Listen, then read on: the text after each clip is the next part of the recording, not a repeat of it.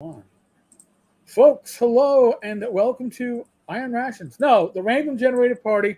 It just looks like Iron Rations because we are waiting on we're waiting on Matt Jackson. Rob Conley should be here in about an hour, and at some random point we will probably have bad mic. All right. So, in the meantime, this was a weird day because Rach and I had a video we wanted to do, and picked up my niece, brought her back to the house. She's staying here this evening, and I was so excited to do it. I went into StreamYard and I was like, went right into doing it, not realizing I was using the initial live stream for this channel, which meant that I wasn't recording. I was putting it out live, and I figured as we wait for the others, I'll preview the first few minutes of it. I think it's highly amusing. You might differ, but it's about Jigglypoo. And Jigglypoo. Jigglypoo. I have a stripper named Jigglypoo once. Oh, that sounds like they might. I would check yourself for venereal disease after that. But Jigglypoo arrived, I guess, last night, and this is after Mario Real returned last week and then got Twitter locked for an offensive post that violated Twitter rules. So you can't keep a good Mario down. So here I'm gonna pull this up. Here we go. Now this is all related to your famous. There we are. Well, we can't. Jigglypoo right here. Jigglypoo on that screen says, "And no, I am not Justin Lanasa. No, I am not Michael Yak. I am someone different for the record." So we'll do the first few minutes because it includes Rachel singing. I think I gotta hear this. Folks, hello and welcome to Tavern Chat. I'm your host, Eric Tenkar, your bartender in the USR, your main proprietor at the Tenkar's Tavern blog. And what do we have today? Well, we have a new source of news and information in the OSR. We have our future savior, Jigglypoo. Jigglypoo.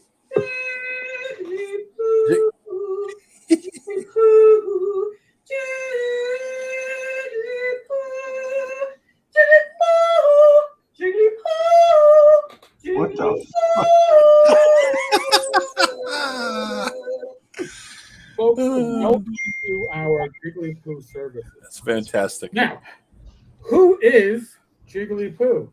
Well, Jigglypoo may be your savior, but Jigglypoo states, I will quote here.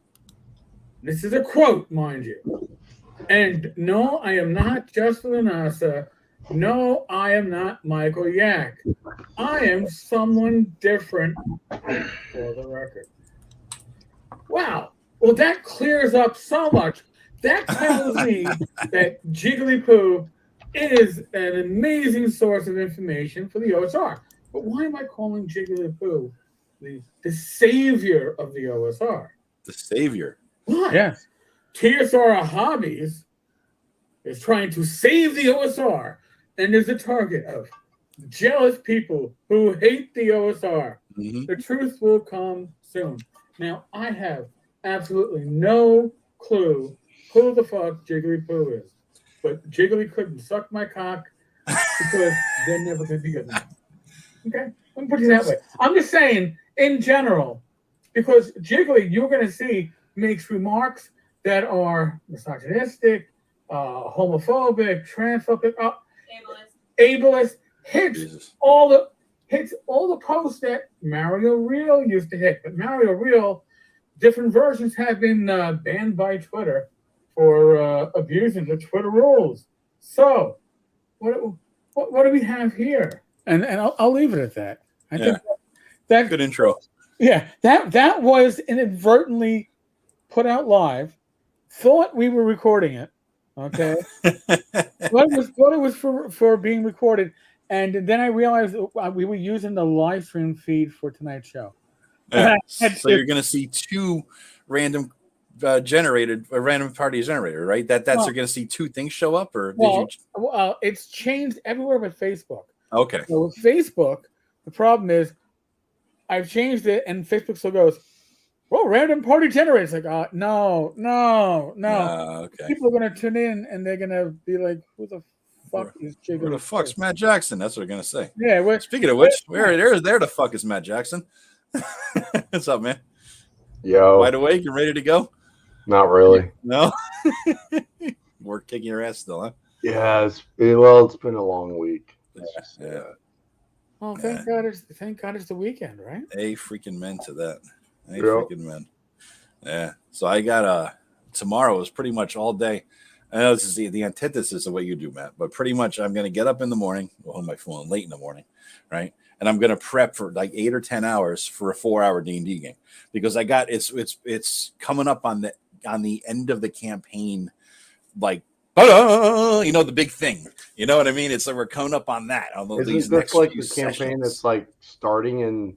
No, we're wrapping up the 5e campaign. Okay. And so the guys are in their 20s, the low 20s now, and there's the big thing that's been building for 4.5 years. I've been building to this, and it's crescendoing, the next couple of weekends.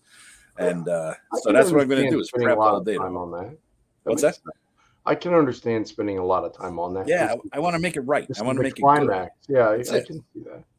Yeah. I got like it's all in my head. I've been working on it. Every time I take a shower, every time I take a shit, it's always, you know what I mean? It's always going, Why is it everything? It's like the bathroom is the best meditation, contemplation room. No matter what you're doing in the bathroom, brushing your teeth, taking a crap, it's always the best place to get ideas. I don't know why. Well, it's distraction free unless somebody's pounding on the door telling you. That's true too. That's true too. I think the shower has always worked for me, and I think you nailed it. There's nothing, I guess somebody could just wander in and stick their head in your shower, but that doesn't happen. And then you don't have a phone. You probably don't have a radio, although some people do. But there's no window for you to go, oh, why is that person in my yard or anything? It's you and probably a white wall or a tile, and that's it. It just forces you to.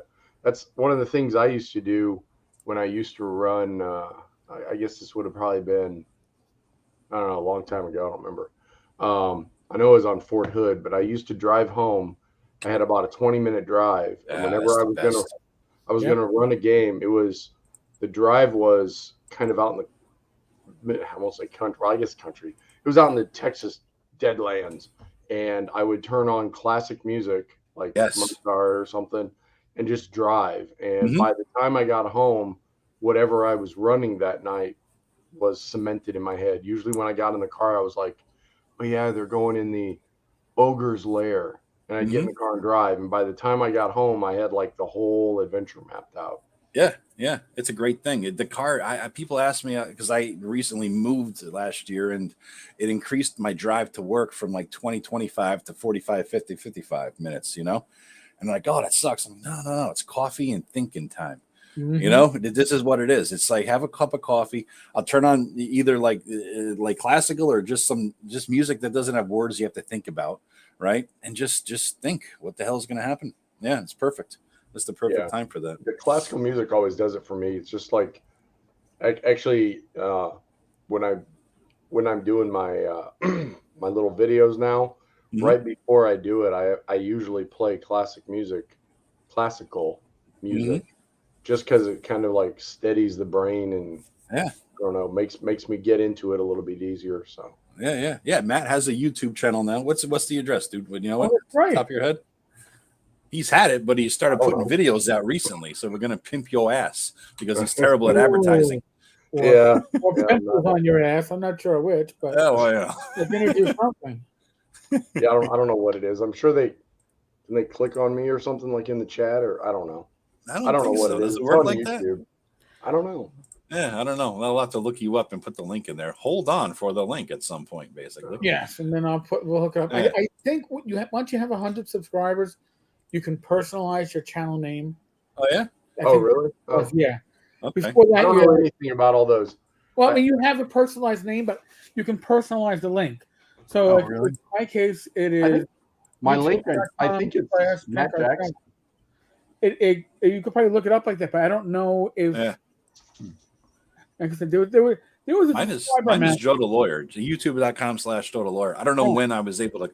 I've been a member of YouTube for like, I don't know, 11 years. I don't know what the hell it is. I don't know that there was a problem back then with doing it. I think I picked it back then. You know what I mean? The personalized link. It's like the old Facebook days where I had my actual name in my Facebook because I could. You know what I mean? Because I was one of the early Facebook guys, right? So yeah, so it's good though. He did some videos on solo D&D, right? Yep, they're pretty good. You want a taste of it, see what it's all about. You know, a lot of people I've been asking. Well, I don't know. I think the gist is. Yeah, I guess here I figured it out. It took me a little while to find it. There it is. Still very much a YouTube dummy. Yeah, there you go. Yeah, I think I've been on YouTube since like I was an early adopter of Google and all their shit. So like I believe the day they announced Gmail and made it available to the public, I got I got in on the beta because I paid somebody $5 for an invite. Oh, really? Really, for Gmail? Yeah, and then like within like 2 weeks, I think I had 5 invites to give away, and I'm like, all right. Well, my email is not my original one because if you know what my email is, I'm not going to say what it is, but it used to be the year I was born. But at some point, Google decided that there was something fishy with my account, and they blocked me out of it, and I could not get access to it again. No shit. Like out of the blue, yeah. So you guys know my email address, but if you subtract 1, that's the year I was born.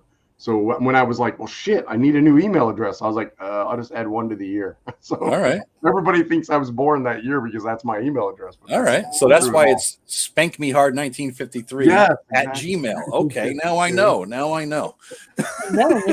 me all your emails. G.I. Joe is there. I got 2 D's on 1 there. I got the age crack and plus the Spank Me Hard crack. I'm bad. Oh, Jesus, man.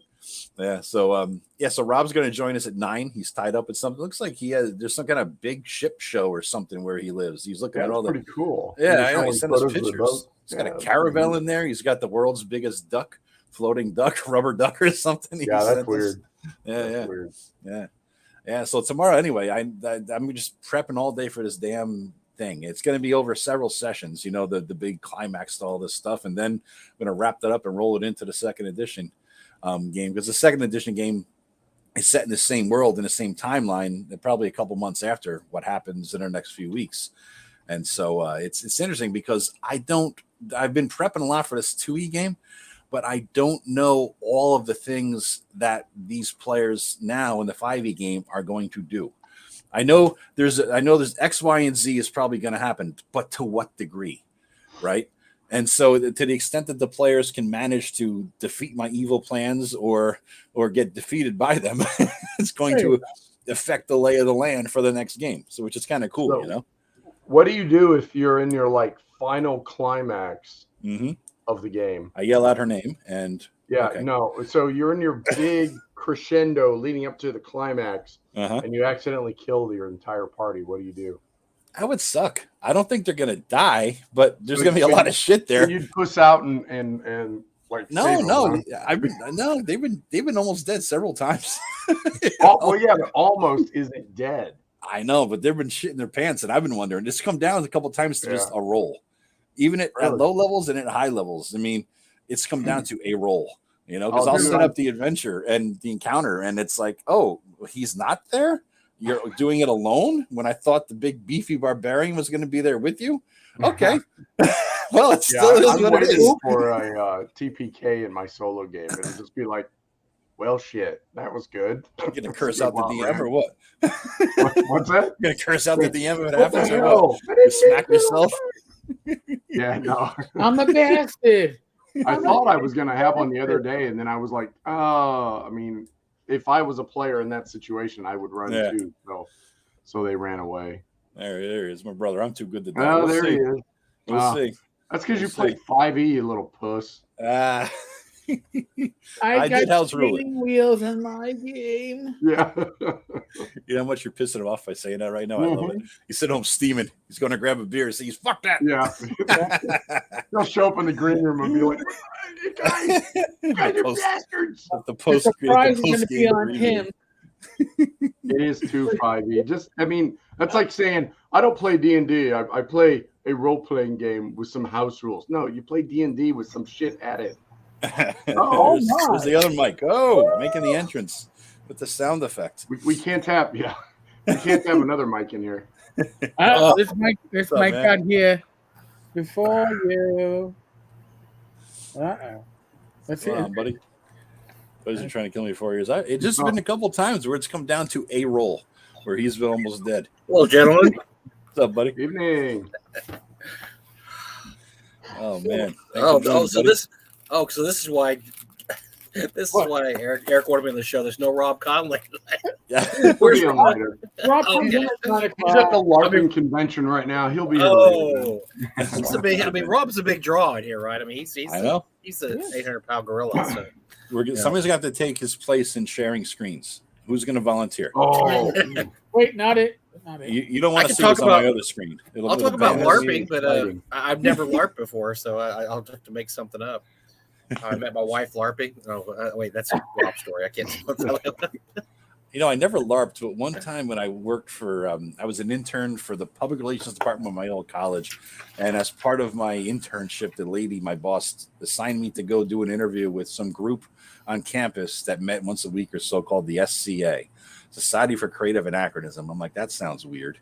And I'm like, let me go there. And I went down there with my notebook. And I'm like, this is the coolest shit ever. The armor and swords. And oh, yeah. So I'm like, you can get somebody to get killed here. This is awesome. Yeah, this is great. I'm a D&D player. Isn't that the one where they divide up the actual physical world into like kingdoms and duchies and shit? Yeah, it is. Yep. And then they go and beat the fuck out of each other with rattan swords and plastic armor and everything else. And you're like, holy crap. Ran into them when I was in Kentucky, I think, when I was stationed at Fort Knox. Because I'd never, and that was 97. So, very early days of, people had heard about that thing called the internet that people got on with AOL. I ran into a bunch of them. Like I was, if you've ever been to Fort Knox, there's this shitty town outside of it called Radcliffe. And there's an area of town that's kind of open, like down in, I guess you'd call it the downtown, doesn't really have one. And I drove by there, and there was a gaming store not too far from there that was pretty, it was all right.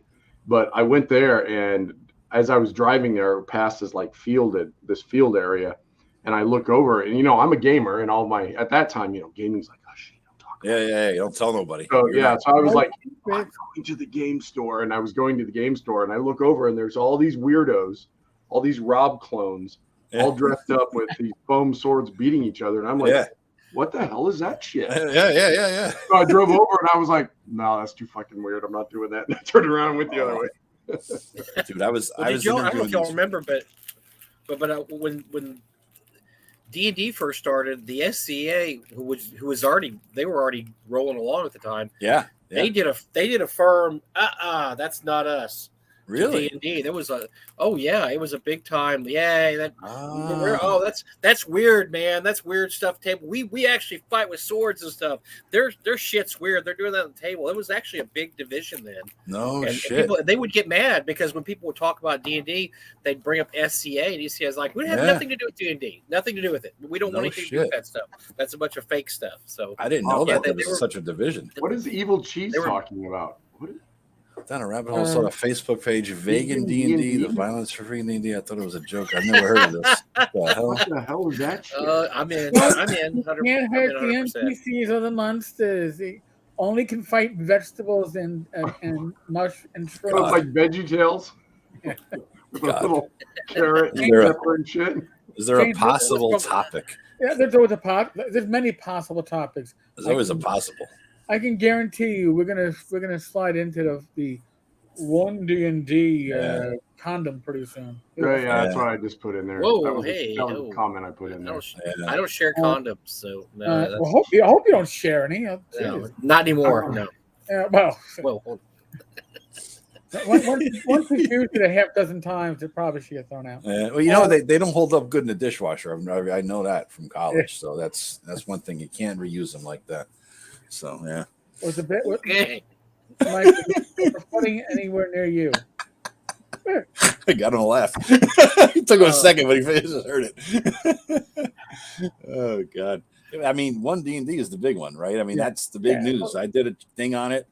Eric did a thing or two on it. I mean, this is Mike and I started. Matt doesn't want to be popular. Yeah, Matt and I were Mike and I were tapping on it on Wednesday. But we barely covered it. We argued for 3 hours and we barely scratched the surface. Really, I know it's big. Paul wants to know if the flooding by Dallas was anywhere near you. Yes, it was. I answered him. We had a lot of it right. We got more rain in 3 days. Okay, first of all, this is the rainiest August we've ever had in the history of Dallas-Fort Worth, and it only rained for 3 days. So that just shows you how much rain we had in 3 days. And yes, it also rained more than it did the entire rest of the year in 3 days. So it was ridiculous. And we hadn't had rain for 65 days, and we were up to 66, I think. So yeah, the soil couldn't hold it, and it was crazy. I mean, there was flooding everywhere, flooding in places you haven't seen flooding in 20, 30 years. So it was Jesus Christ, man. It was nuts. It was nuts. We were lucky. We built our house. My wife said, "You're just so smart about things," because I mean, she never says that, but she said it this once because I picked the highest part of our neighborhood. It was one of those things. I pick whatever lot you want to be in. Well, I was like, I want to be way up here, not down by the creek over here. Mm-hmm. There's a creek and a pond down here. And sure enough, they're always flooding. They're always flooding. We're up here like, we're not flooding up here. So glad you survived it. It was crazy. It was crazy.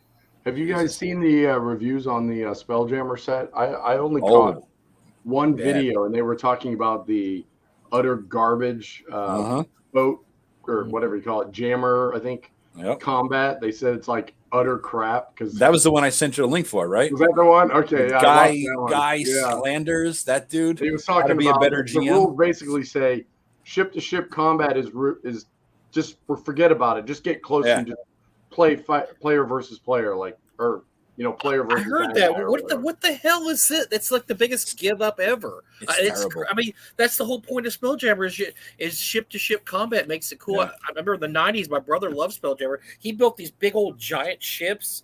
And the funny part was he always tried to play Spelljammer. None of us wanted to play Spelljammer, so he was just sad. The sad, lonely D&D guy's like, "Can we play Spelljammer this time?" He's like the kid in the Stranger Things season 3 that wanted to play D&D. He's like, "Can we do Spelljammer now?" Like, no, we don't want to do Spelljammer. But he had these giant ships built, and that was the whole cool thing is that he tried to go. It's just like pirates in space. We're like, we don't like pirates anyway, but in space, we don't like space.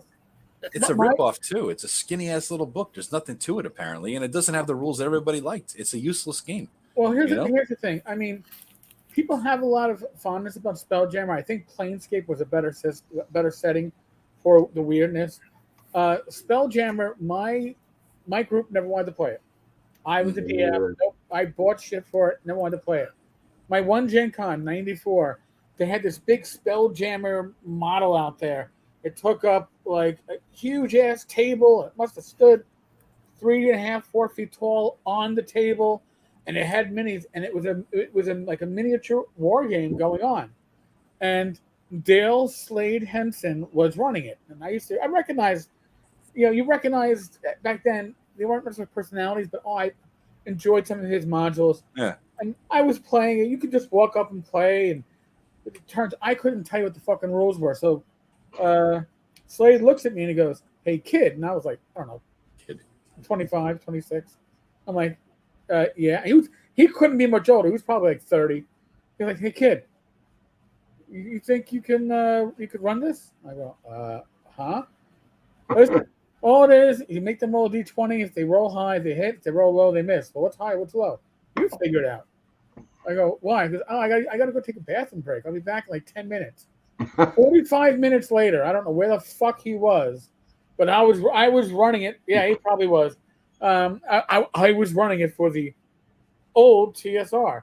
I was like, that was pretty fucking cool. And I came back. It was, all right, kid, get lost. All right, got lost.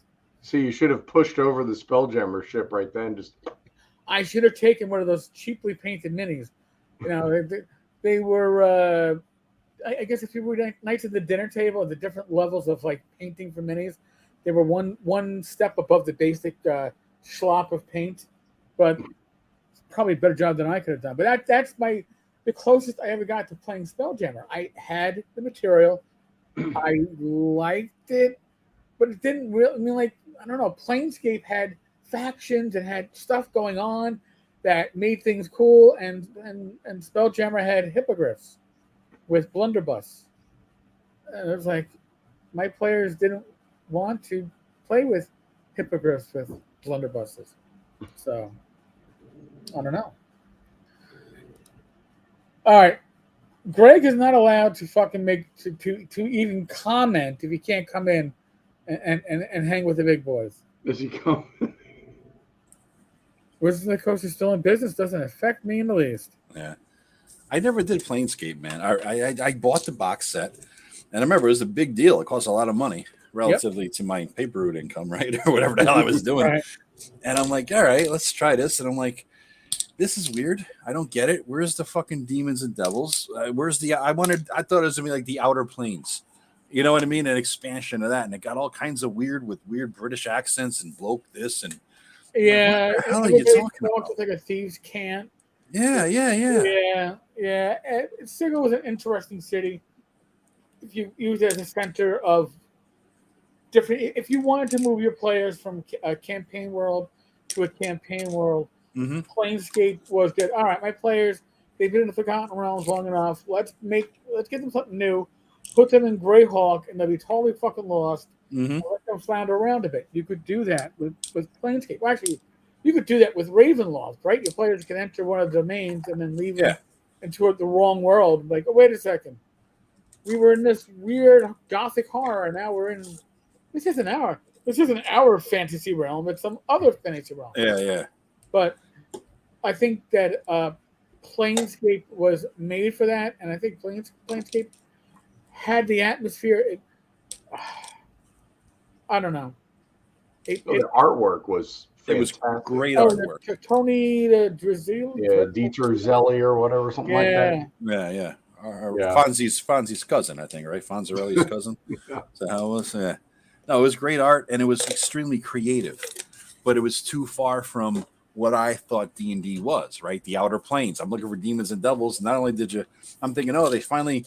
Maybe they're getting away from this Batazoo, whatever the hell they used to call them. Remember, second edition renamed Demons and Devils to Batazoo and whatever the hell the other one was. Like, no, maybe they're getting away from this, and they're finally bringing back the other stuff. No, didn't work. Did anybody but GMs ever like hey, I'm going to jump you guys around all these different game worlds? I know as a player, I was hated that. I was like, I wanted to do Greyhawk tonight. Now we're in Ravenloft, and the next week you're in Planescape, and you're going from there to. I don't. Yeah, just do what you're supposed to do. But you know what? Don't jump around. That was a big DM thing. I don't think players like that. I think DMs. I think though it was a good thing for the DMs that always wanted to. Slide into a new campaign, or they wanted to change things up because they're getting bored. They're doing all that design. So something like Planescape gave you the tools to change it up, even if it's just briefly. Put your players somewhere else. There was a setting and excuse for it. Spelljammer didn't do it very, very well. No, I didn't like it. Was like outer spaceships that looked like caravels, right? I never got the I mean, I know it's fantasy, but you're in a spaceship in the ether. How are you breathing? I guess maybe I don't know. They covered all that. My science brain just didn't get it. Well, you could run it. You had to dip into atmospheres and get air and dip out, because if you're in too long and you don't do that, everybody dies on the spaceship. Well, that sounds like really, really fun role play. Yeah. Did anybody ever play the computer game? Because I played the old computer game, which was. So it was made in the Gold Box style, but if I remember correctly, it was a different company that did all the Pool of Radiance, and there was some major issues. It would crash on you like you wouldn't believe it. But it was the craziest computer game ever, because you had a ship, and basically you would be flying along, and then you'd run into another ship. You could shoot at it, but then you eventually came for combat. So while you're doing ship combat, it's all this abstract bullshit up there. And then when you do ship to ship, all of a sudden, boom, you're in the gold box style where you guys going ding, ding, ding, ding, ding, ding, and you're fighting each other. and then you would defeat it, or usually you got killed because you be first level fighters and you're fighting a ship full of mind flayers. And you're like, oh fuck, we're dead. We're dead. What's the worst that could happen? Yeah, it was weird. Yeah, it was weird, and it would crash a lot. You couldn't edit characters. I mean, I think it created your characters 3 die 6 rolled down the line, because you end up with your whole crew was like they had 7s and everything, and it was a weird game, and there was no real end to it. There was a kind of an end, like there's this really bad pirate that's killing everything, and so what you're supposed to do is you're supposed to, I guess, find enough ships to build up to where your guys were badass enough to take on the pirate, but in reality you just randomly run into the pirate at any time. So you could be just playing, and all of a sudden, 20 minutes into your game, you're running into the pirate. You're like, shit, we need to get out of here. We can't fight the guy. Or if you defeated him, then the game was over. It said, oh, you won. You beat the pirate. Yay.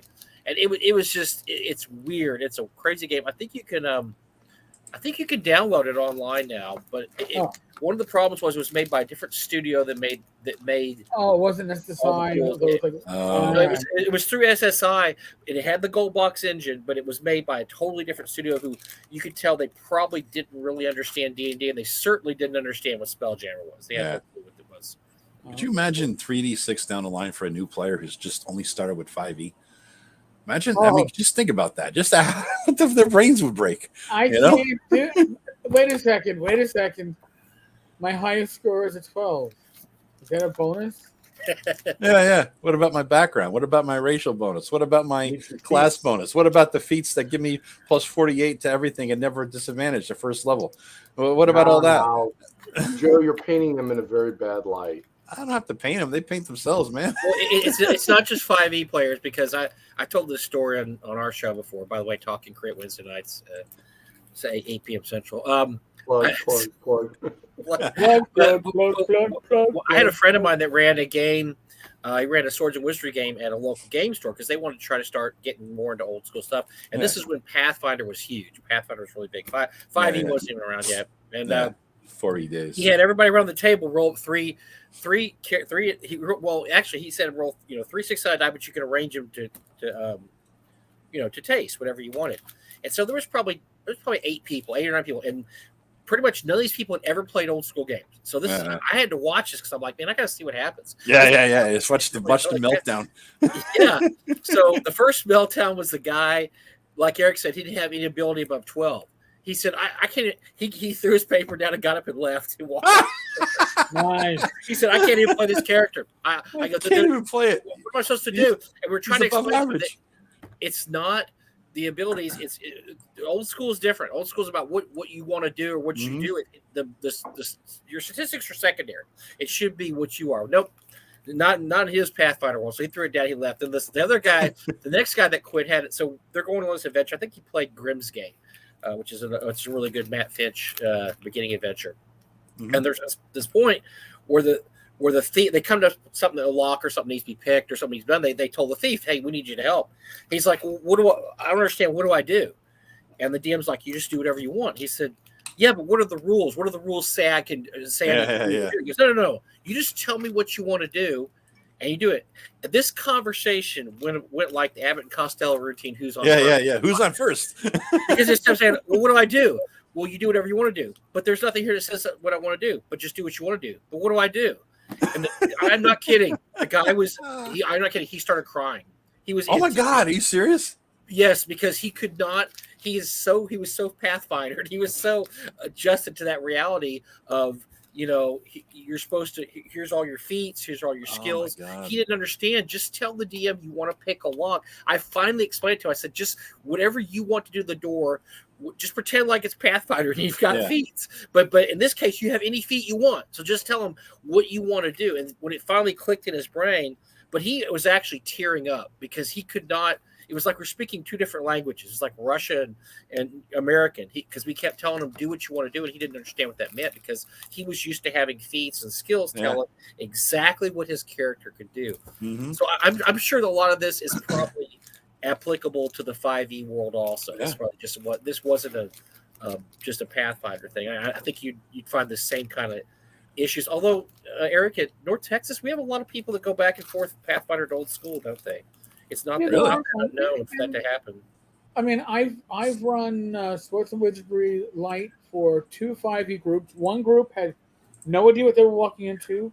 That was at Gary Con a couple years ago because their GM got snowed out. And the other one was my last TotalCon, and I had a table of 8, and 6 of them were from a home group of 5e players, and 2 randos that signed up. They didn't realize that they were with a well-established group, and the 5e players told me that they wanted to experience the older versions of D&D, and they had a blast. And once it took them an encounter or 2 to get out of the I roll my intuition, I want to intimidate. And once they got past that, they embraced it. They were having a blast with it. But I've also seen people who, what? Tell me what I can do. I'm telling you. You tell me what you want to do. No. You got to tell me what can I do. I don't know. What can you do? That's why I'm asking. No. That was the conversation I saw. It was hilarious. It went on for 5 minutes. It was just like. I think it goes back to like kids not playing anymore. Just go out in the yard and play with the neighbors. Honestly, it's like when we were kids, right? I sent this picture out to everybody. It's like when we were kids. This was our gun, our lightsaber, and our sword, and it was a stick. Every picture was a stick, right? That's all it was. And you made up your freaking games. You went out there, and I'm going to be this, and I'm going to be that, and you make believe, and you just have fun. It wasn't everything organized. There was no such thing as play dates, and you weren't on fucking teams. You just grabbed the kids in the neighborhood. You went outside. You started bouncing the ball. You knew sooner or later, Sean and Jimmy and Pete are going to come down the street because they heard the ball bouncing, right? And they just have fun. No, they don't do that anymore. There's no time for that shit, it's a different kind of experience. And because we had that, we just rolled naturally into making up shit as we go along. They don't. They're looking for organized play. Well, they do play too. My grandson has toys, but his toys are not like the toys we had. Like we had blocks and this and that. He's got this huge set. It was a Star Wars board game, except that they had these really cool figures in there. He doesn't play the game. He just pulls out all the figures and does stuff. And I'm like, we would have killed to have a toy like that when I was a kid. I mean, it's got all the stormtroopers. It's got Luke and Leia. I mean, it's just awesome. It's got like 60 plastic miniatures. Yeah. And we would not do that. We would just take a bunch of rocks and here's the other guys coming in. We had the G.I. Joe that was fully articulable. And then with the Kung Fu grip, remember the Kung Fu grip? Oh yeah.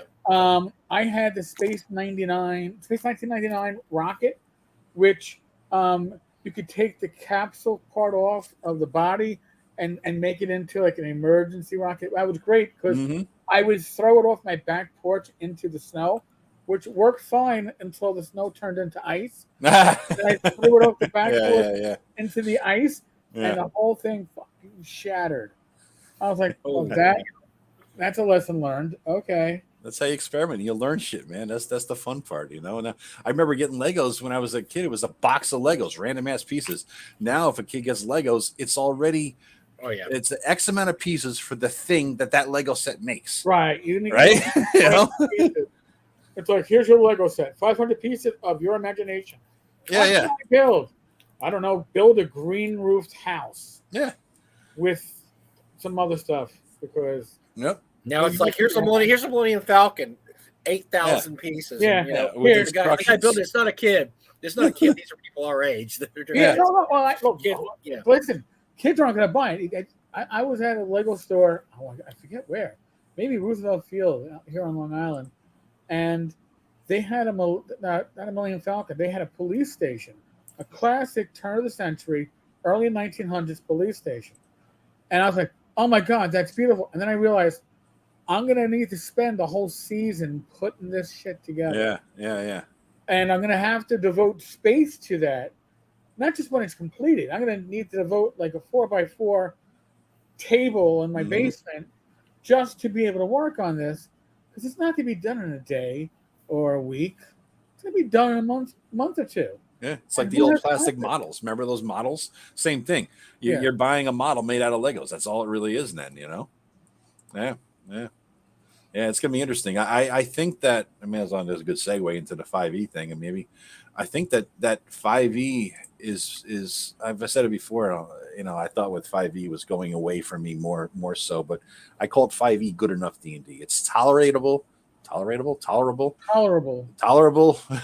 barely, with 13 pages of house rules, right? That basically, hack off limbs off the 5e tree. That's what I did to make it tolerable. But the new thing. Can't you play just basic? What? Can't you just play like the basic? I mean, I don't know. Well, there's the basic set, but it takes you to 5th level or something like that, and it only has X amount of things. But yeah, ideally, that's what I would do. The 5e core mechanic is great. It's the crap they throw on top of it, right? All right, but they have they have the basic rules, which are a PDF. Yeah. Which is only the core 4 classes and maybe 4 or 5 races. things. Yeah. And that's like their version of like Labyrinth Lord or Osric. If you want no frills, you can play with this. Now, there's no printed version of it. There has been at times a file going around of that PDF with a snazzy looking cover that you can print at home through Lulu. And I had a copy until I gave it to my son's fiance because she was playing 5e and didn't have the books. Yeah. So it gives you the basic rules. Yes. But it's not, they want the bells and whistles, right? If you're going to play 5e. Right. And this new one, man, it's taken away anything that makes anybody, any like race unique, right? Everybody gets 30 speed movement. I don't care if you're 2 feet tall or 7 feet tall, 30 speed movement, right? And it's sort of like it's like the Oprah thing. You want this, and you get dark vision, and you get dark vision. It's like that, everybody gets everything. You want it. It's like everybody, whoever whined about anything.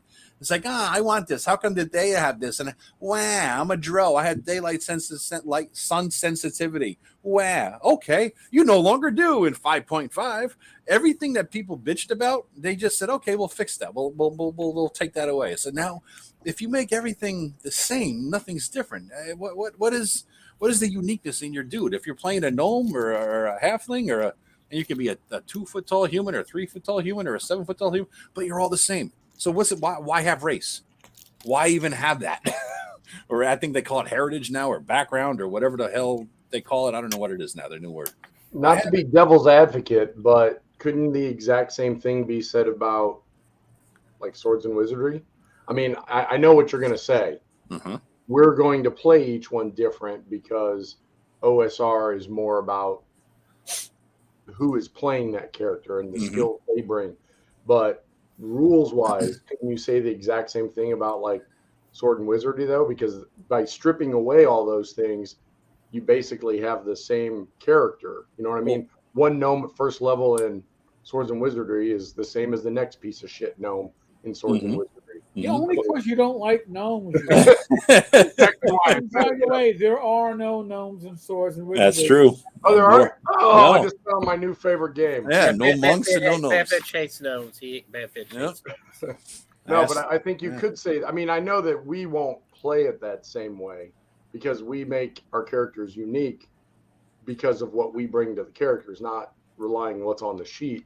Yeah. But I think you could say the same thing where if you're just looking strictly at rules, that an OSR system is probably similar to what you're saying about 5e if you strip away all those things. They're all saying that there's no racial differences anymore. I know race is the word you can't use anymore within 5. They're taking away things that make them better or worse at certain things, it seems, for the most part. Well, I think that's why we used to play the different races, because I like hobbits because I think hobbits are always the underdog in everything. Yeah. Right. Yeah. Or halflings. Sorry. Yeah. You can't hobbits trademark. It's a hair, or is it a Harfoot? Is that the new one? Yeah, that's the Harfoot thing. Yeah. There's a whole segment of people though that and this is mostly, and I hate to throw millennials and anybody born after 2000 under the bus, but a lot of it has to do with when you play games now, they want the best maximized ability. And I play some Xbox online, and I play. There's a game Fallout 76, which is an online Fallout game, and you can do characters. You have different abilities. You can do characters however you want. But there's one build that's called Bloody Build. It's the best build. I mean, frankly, it does the most damage. They try to nerf it, but it's still the best build there is. I don't play Bloody Build because I don't like playing on the easy track. I like doing different things. And plus, you can customize your character anyway. You could be a Western character you could use 6 guns, you could use lasers, you could this, that. And for all that, I mean, for the thousands of characters you could be, you get people that go on there, they min-max the best build, and then they bitch after about a week when they realize the game's too easy now. And they bitch, and because I'm on a lot of their online forums, all they do is bitch, because they've figured out the game, and they figured out this is the best thing. But the min-maxers that we used to have way back in second edition, I guess, they're it's huge now. That's a huge thing now. Is I just want the best, the thing that works the best. I don't care about playing a cool character anymore. I want what character does the most damage and is the best character, and that's catering to those people. Exactly what you said. It's catering to them. Friend of mine. You can be the best now. You can be the best. You don't have to have all these disadvantages. You can be the best Dro ever. You can be the best, dwarf ever, or whatever. You can do all this stuff, and that's what they want. That's what this generation, the younger generation, wants. Yeah.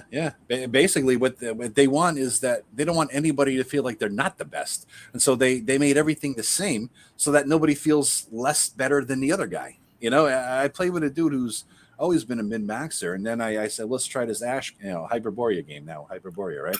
And so let's roll up characters. Me and my brother, this other guy, were sitting there rolling up shit, and I was DMing it, and they rolled, and my brother's done with 2 characters before this other guy's finished his first. I'm like, what are you doing? What's going on? Yeah. And he hadn't even figured out where to put his ability scores because he's trying to figure out how to min-max Hyperborea, and he couldn't figure it out. And I'm like, stop thinking like that. It doesn't make a fucking bit of difference. Shut up. Just put him anywhere. Jesus. Yes. My brother knows who I'm talking about. He's listening. It's like, Jesus, dude. But that's what you get. That's the audience now. That's the audience that you're going to get. And so one D&D or D&D 1 or whatever it's called, it is a 5-5. It is more to D&D 1 than just, everything is going to be the same. No, it's not. Let's face it. As soon as 5th edition came out, you had a set standard of power, right? The characters, the PCs versus the monsters and the encounters in the modules, adventures, you don't call them modules anymore, that they put out, right? And so as soon as Xanathars came out, or the next book, or the next book, or the next book, you had power creep. And so the adventures were no longer for 4 characters of levels 1 to 2. Now the adventures are for 2 characters of level 1 because they're so much more powerful, right? But and so I was really wondering where they were talking about that, how what's his name? The Hairless Wonder? I forget his name. I thought. No. The other Hairless Wonder. Yeah. No, we talked about what's his name? The guy that gave us all nightmares. In the D&D video. No. We talked about it in the group chat. What's his name? The DM that everybody loves on that show. Anyway. Oh, that guy from Wizards. The fucking guy. Yeah, what the hell is the creepy looking motherfucker? Yeah, anyway, he was saying, 5 years from now, you're going to be able to play this game with a module that came out 3 years ago. But at the same time, I don't really delve into this kind of crap that much because I don't really care about whatever D&D is doing. But it sounded like even at the beginning, your characters are going to be jacked up a little bit from what they are now. Yeah. Like they all start with a feat or something because of their heritage or whatever the hell it is. And yeah, that's a different heritage. I don't know how you make it. I guess it's compatible. It might not be comparable in level, but I guess it's compatible. But fuck, in that regard, DCC is compatible with Swords and Wizardry. Yeah. It's compatible depending on the DM. Any of us sitting here in this, probably most of us in the chat and everyone here in this show can take a 5e module, right? And that goes, that's what it is. It's a module. And we could on the fly convert that to an AD&D game, a second edition game, an OSE game. We could just take the shit and run with it on the fly because we're not caring about balance as much as the new wave does, right? And it's just easy. But its compatibility is a matter of the DM's skill in making it compatible. That's what it comes down to. you know, and that goes back to hand holding and wussiness that we talked about before, I think, right? Well, and I think I got to agree with Perkins. what Paul said. Yeah, I think it's Chris Perkins. Isn't that his name? Yeah. Yeah, that's it. That's He's been there for ages. Yeah, but no, I agree with what Paul said earlier. I think really, I think the move to a digital thing completely is being driven by the idea of micro, and not just microtransactions, but I mean, if you think about it, if you look at, and I could be wrong, I don't run in this crowd, but it seems to be that I don't run ever. I'm too fat. the 5e crowd is more into these like published paths or whatever they call them now. The Venture paths. Yeah. I think they'll just, instead of, like, they keep talking about how they're going to make it so you can build your own adventures and all that and how it's going to be so easy. I don't buy that because I've used every VTT that has existed and none of them have been easy. And I've modeled in 3D. It's never easy. It might be easier, but it's still going to take fucking forever. Matt, they've already kind of hinted what they're going to do.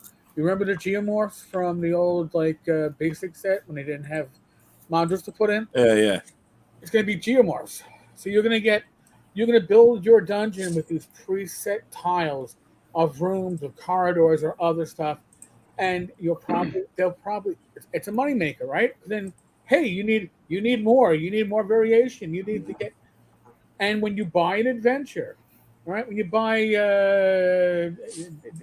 Dingus the Weeblebops, you'll get additional pieces or whatever. Latest Dungeon of Doom, you're going to get, like when you buy the bundle through Wizards of the Coast, you'll get your physical copy, you'll get your D&D Beyond copy, and then you'll get your VTT copy with, oh look, I got new minis. Oh, look. Well, I mean, it's not a dumb business plan, but I think it's smart. I think also I think they can create adventure paths, and instead of bringing it all out in one book at once, they can bring out chapter 1 of the Temple of Doom, and then the next month they can bring out chapter 2, and they can have a building, a dungeon map, in chapter 1. Chapter 2, they can have the town with the general store and the Starbucks in it, because they'll have a coffee shop nowadays.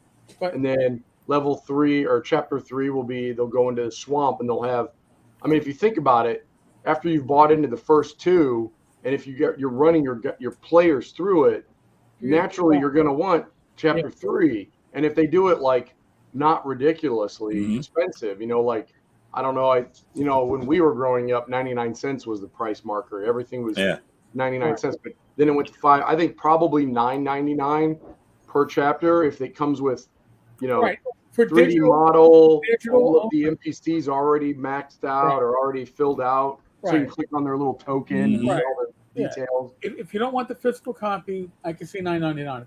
If they want a bundle physical, they're probably looking at $29.99 or $25.99.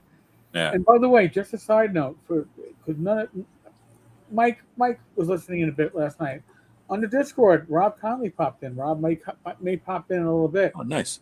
Rob was very much the VTT can have no effect. People aren't going to be caring about the assets. People are because he's totally wrong. Because Rob sees 5e players as OSR players, and OSR players, right? We write our adventures, right? We do that. That'll happen. Listen, a lot of us do more so than 5e. 5e is very much buy what's out there, and run it. Yeah, but that's just so. Rob doesn't think that the virtual assets are going to be that huge, and nobody's going to care about the 3D. People are going to care about the 3D. I mean, if they can make it so Eric can run a game, and I can sit there with this and play the game and move my character. If they do that, they will make bank, because no one that is below the age of 30 is using a computer these days. I mean, I talk to my kids, they're both in their 20s. They do everything on their phone. Everything. Right, phone or tablet. The only time they go on a laptop is for work. Yep. They don't do anything else. They don't surf Facebook. They don't watch whatever it is, TikTok garbage. My age. You see Mike getting jiggy with it? Well, I'm just happy that somebody's less hip than I am. So yeah, that's awesome. This is great. I think if they can make it fit on now, if they can make you also, which I think they'll be able to do, but Xbox and that kind of crap, they'll do that too. Because all of that, if they can get it so it all connects and plays, so that you can play from any platform you want, and still get into whatever game. Yeah. All they have to do is keep vomiting out material, and I mean, it'll be like, "Hey, this week we're playing Chapter 3."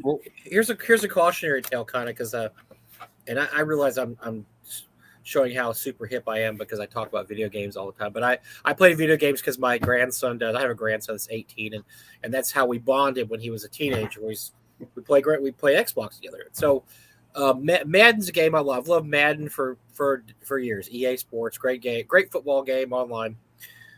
It sucks now. Why does it suck now? Because several years ago, they got the great idea. Let's start doing microtransactions for teams. Now, you don't have to use microtransactions. You can just play the game as it is and play franchises. And I do that sometimes. You can play teams there. But the big money is in the microtransactions. Yeah. What that is you draft a team or teams given to you, but you have to buy the better players. Like, Tom costs us such, whatever. Well, that game became so popular because you, as he said, you can play it on your phone. You can play it on your phone or whatever. So they totally have taken all the designers off the regular Madden game that comes out every year annually, and they put them all online to these microtransactions. So their microtransaction thing is making bank. I mean, they're making tons of money off this. People get on their phones and get on their tablets and they play these games. Unfortunately, the computer game part of it, the thing that started the whole kit and caboodle and drove the whole engine, it's horrible. They haven't had updates to their main engine. They used to have updates every year, and the game would get better and better and have things to do it. Nope, it's been stagnant for 5 to 7 years. It's awful. And you don't need to develop it if you're still raking in the money. They're making all the money but they're making all the money off the microtransactions. Yeah, but that's what I mean. You gotta remember, no one in the industry is making stuff. Well, nobody in charge in the industry and in business is making money to make you something good. Right. The only thing that matters anymore is the profit margin. Yeah. I mean, it's ridiculous. Oh shit, Greg's in here. He's gonna be like, "Oh, video games will save the world." Well, here's the thing you guys are missing. I play old video games. I don't play a lot of new video games. Doom 2 for the win, baby. Doom 2 for the win. The only game I play with microtransactions is World of Tanks. And that's because it's been like a game that I've kind of got tons invested in, but I mean, eventually it will stop. I mean, No, you won't, because it'll be one D&D. I won't be playing that shit. Continually bring out new stuff. And once they get you on the platform, it's just like Apple and Android. You don't switch from one to the other because I've got all my music is on iTunes. Mm-hmm. All of my apps are all my passwords are all in there. All your characters will be on there. All your campaigns. You're not going to switch. They're going to kill Roll20. Everything's going to be on there, and so you're not going to ever want to get off. If you want to get off, well, you're going to lose everything. I don't want to lose. You guys are missing one important thing too. We're talking about this from the perspective of a DM, microtransactions or whatever for buying trees and walls and dungeon levels and shit like that. The real money comes from the players because they're going to want to get, you can buy plate mail, but do you want the red bloody looking plate mail? That'll cost you $199 for that skin. Right. And so, because I know I did that whenever every once in a while, me and my brother would get on, usually around the holidays for like a day, we'd blow out on DDO, Does the Dragons Online, and we just get our old characters and maybe do a true resurrection and start a first level and fuck around for a couple of days. And because we haven't played, I got no stuff. The stuff I did have was 2 years old. I haven't used it. I'll get into the store and I'll drop $50 worth of shit and I'll Uber myself up a little bit. I'll buy the potions of healing and all that stuff just so I can have some fun because I can, right? And so this is what's going to happen as a player. I know my tendency as a player is so I can make myself look even cooler or have a better thing or have more than the other guy. Then I'm going to spend $1.99 for a microtransaction to get me that badass looking fucking upgrade my spell effect so it looks cooler. Yeah, exactly. Look at Fortnite. That's what Fortnite does, and their upgrades don't even help your character at all. None. All it is you change your costume, and people spend hundreds and hundreds of dollars just to look cool because it doesn't do anything to help your character do anything. Just why? Because they look like us in real life. They're gonna look cool in the fucking video game, you know. I don't know. None of us have. Well, I don't know about Greg. You don't have purple hair, do you, Greg? Fuck no. Well, I just thought of something. So if Wizards of the Coast happens to listen, I have a good idea for them. Oh, They need to have the ability to have, like, say we were a gaming group, and Mike's in the middle. Mike, you're the DM. They need to have some sort of party pool, party bank ability that we each could load $5 in, so that Mike can go buy the new stuff. yeah, So that's a good idea. Throw a couple bucks in here and there. It's like a prison bank account where the prisoner gets the family sticks some money to buy cigarettes. Yeah, and buy his way out of the shower scene. It would keep the players, and then, because if you think about it, if you put all the purchase on the DM, that's going to hurt their business model. So they need to, and you're right. Oh, damn it, Mickey's barking. I got him quiet. Mickey's just disagreeing with you. I don't agree, Dad. Yeah. He smells the shit. Yeah, No, it's been raining here, so he's freaking out. Yeah, it's going to be interesting, man, because I think once they do this, and if I actually think for the first time ever, I mean, we have all been watching TSR / Wizards of the Coast try to get some digital bullshit. I remember the 3rd edition had the CD in the back, right? That character generator, it was utter shit, right? Buggy as fuck. But they've been trying to do this forever, and I think this time they might actually pull it off. It seems like this guy hired the right people who have the technology skills to hire the right people to do it right. You know what I mean? They know this is where the future is. Yeah. And I know they've had 4th edition was an absolute train wreck, but past performances has no bearing on what's happening now. They've got some, if they have gaming professionals in there now, they have enough money to hire the best. I mean, they really do. This should, if this is just competent, it should do very, very well, because I mean, isn't the end goal to kind of create a brand that, I mean, say this movie doesn't suck. They could have a new monster in the movie, and then they could link it to whatever's on their VTT and say, hey, $3.99, probably way more than that in today's money, but what are the odds it's not going to suck? Yeah, it'll be $19.99. You can get this figurine. The movie's going to make a lot of money. The movie will make. Like, if they can't even make a freaking Star Wars movie with it doesn't. But they're not. We're not the audience. We're not the audience. This is not the audience. That's it. So the audience is 20 years younger than anybody that's sitting there. None of us are going to watch that stupid Rings of Power bullshit, right? Because of the obvious reasons. Greg, how old are you? I'm watching. I'm 41.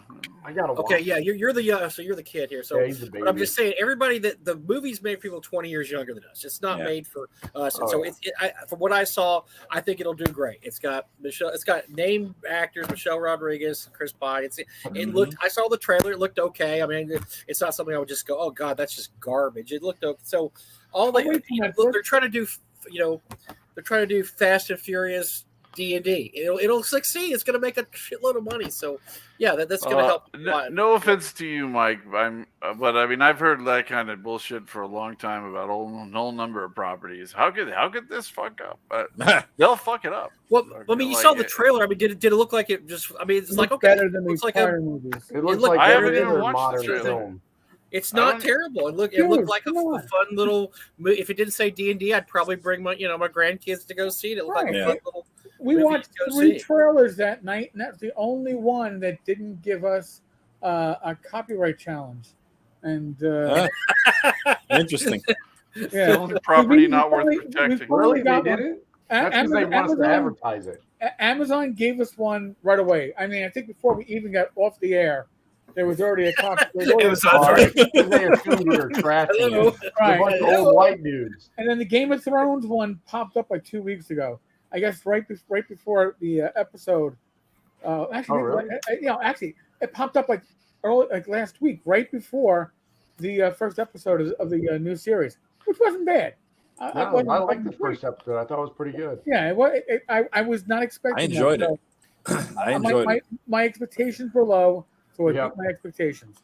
But the D&D one, no claim on that one. They're like, yeah, go ahead, talk about it.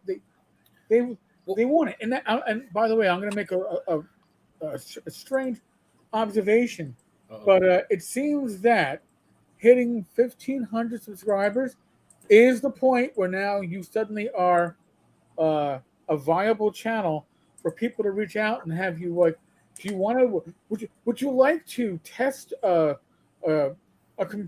laptop camera Oh, here we go. as a Christmas Really? buyer list? Like, Really? yeah. Eric's going to start showing up to the shows, the fur jacket. He's going to have sunglasses. He's going to be drinking 12-year-old. This episode brought to you by Best I Buy. this all free. And so, yeah. I was like, well, Longbow. I'm sure we need some. after I tested, I'm sure one of my co-hosts probably needs a camera upgrade. So we'll just move it on. There we go. Oh yeah, it started. It's the beginning of the end. He's gonna have two hot chicks on either side, a fur jacket. Nice. Yeah, no. Yeah. Oh, could you go grab my beer, Betty? Oh yeah, Yeah. Well, if you want me to do my show from a Mercedes, Mr. and Mrs. Mercedes Corporation, please feel free to reach out to me, and we'll be good. Maybe I need to start drinking my booze online again, Eric, because nobody can sponsor me. I never got a sponsor for drinking my bottle. I would show my bottle prominently, and nobody ever. But now we're at 1,500 subscribers. I guess it's time to go back in there and see if I was very surprised. This past week, I was like, wow. We're suddenly. You're a contender. You're a contender. Nice. Yeah, I got about. I did a video this week on the 1D&D thing, and I got 15 new people. And it'd be great if I had another bottle of Crown Royal in here. There you go. Or at least a bag, right? Wow, what I had laying around here, folks. Crown Royal. It'd be nice if I had a couple more. Oh, how easy they are, corrupted by the money. Yes. We are paid. I can be so corrupted. Oh, I can so easily be corrupted. Yes. Paid Bring it on. Listen, if I make money off this, it would just go right back to the channel and giveaways. I've given away how much right now on this channel? Not counting Christmas, probably 1,000, close to it. You can't do a Crown Royal giveaway. No. Crown Royal big, man. I thought we could do one of those. Oh, dang it. How about Wisconsin beer? Can we do a Wisconsin beer giveaway? So. Yeah, we're going to do that. Speaking of 5e, I picked this up this week. What's that? Okay, what is that? Now, who published that? Untold Encounters? What the hell is it? It is 1,000 plus random encounters for any tabletop. It's 5e compatible. Really? I got it on Amazon. It's any good? Loke Battle Mats. But Woke Battle Maps? No thanks. Woke? Loke. L-O-K-E. Okay. Come on. Would I buy it if it was by Woke? Come on, guys. You might because you can't see because your eyes are old. I don't know. I don't know. It gives you it breaks it down by I think city, wilderness, and dungeon. It actually has. I got it because it was recommended by some solo folks. How many pages? 5 pages, maybe 6. That's his cap. 5 pages. 340. Oh, sweet Jesus! Oh my God! Look, it showed up. I was like, oh my God! I can't believe it. Be like, where's my book? But is it even safe for you to hold weights of that magnitude? It's got a random table, and then it's got little entries. Yeah. Oh, cool. For each little thing, so you can the idea is that you're playing solo and you're stuck, and you're they've got a table you can roll, but then it's got a little thing, and it's got some keywords in it that can be used for mechanical stuff. But anyway, I thought it was pretty cool. I just got it yesterday. I haven't read through it all, but it's actually pretty cool. Pretty good tables. I think it was $40 on Amazon or something. Not bad. Well, they have. I was looking for the Pace Setter one that came out. I got a Kickstarter of now, and they'll be on our show, Eric and I show next week. But they have one. It's called Random Encounter. I don't remember the name, Eric. Gosh, I had the book right here on my desk. But anyway, it's really cool because it's it just has all these different encounter things, but it has a die 100 treasure for every level. It goes levels, I think 1 through 6, 1 through 7. It has one of those old-fashioned die 100 treasure tables, a die 100 monster table, die 100 spell. It's got all these really cool little things, but it's for old school. It's made for a first edition OSE. Why do we not all have review copies, Eric? I don't have a review copy. I'm just saying. I mean, apparently Mike does. No, I backed the Kickstarter, guys. I backed the Kickstarter. Well, I don't know what I did with it. Hey, listen. Actually, for you, that would probably be pretty cool for your your solo gaming, and you can review it as such. I have to actually have people watch it first. I mean, well, listen, connecting you to the Pacesetter guys isn't bad because I do know the best hair in the OSR, and the best hair's father. So I mean, Is that the Barsh? Yes. Yeah, like I said, they'll be on our show. I'm sure they'll talk about it and plus their latest. What the fuck did I do with it? It was sitting right. See, Evil Cheese knows what I'm talking about. They got these. They're kind of expensive. I think they're like $45, but they're like spiral bound books. They open up and it's like one thing that you can use for like a battle map or an encounter. And each one is like a different setting. Like one's a dungeon, one's like wilderness, one's like a town, one's desert or something like that. I haven't bought those, but I just thought they were kind of neat. Like Endless Encounters. That's it. I probably have a copy, but I couldn't tell you where it is. Cause I've got a copy on the table somewhere. My table's like 6 foot dirt deep. Speaking of copies of stuff, I mean, this isn't a plug for copies, but we are going to announce at the ShireCon coming up, which Matt Jackson will be there. I'll be there. Rob will be there. Eric will be there. Greg won't because he sucks, but we'll all be there. And basically, we're going to announce the new award, the Tankies. So we're gonna have to come up with these categories, guys. We're gonna have to, because anything released from August, I think, of this year till August of next year, and we're not looking for paper copies. PDF is fine, and we'll come up with a bunch of categories and qualifications, and that'll be it. We'll announce it at the Tankies. We'll put something out on Eric's webpage, and we'll start the submission process after that. Not looking for free shit. Just email or PDF. Best redhead in the product somewhere in there. Oh, cover inside. Best bold mapper in the OSR. Matt, I was trying to get that AI program you've been using for the drawing. I tried to get it to draw me a Matt Jackson map, but it just kept giving me Dyson logos. Whoa. Ouch. Hey, I know none of you listen to my my videos, but I did drop some I don't know what you call it. What do the kids call it today when you like call somebody out, drop a dime on them or some shit? I don't know. Anyway, I'm not cool. In my last one, we know. In my last one, I dropped a few little. Actually, Joe and Rob make an appearance in my last video, but I do a certain video game designer, some random video game designer. I bring him up in my video too. So, all right. Which video is that? Random His designer. most recent one. He did slam Greg in that one too. That first one. I did. Nice thin book, not like a 500-page fucking Ambition and Avarice book. Don't tell him; he'll never listen. He'll never know. Hey guys, how's everybody doing? What's up, Rob? Hey, Rob. What's going on, man? How are the boats, man? They look pretty cool. Yeah, that looked fun. It was good. Man. It was like I spent the day with Kellyanne. It's her birthday, and treated her to a bunch of stuff. And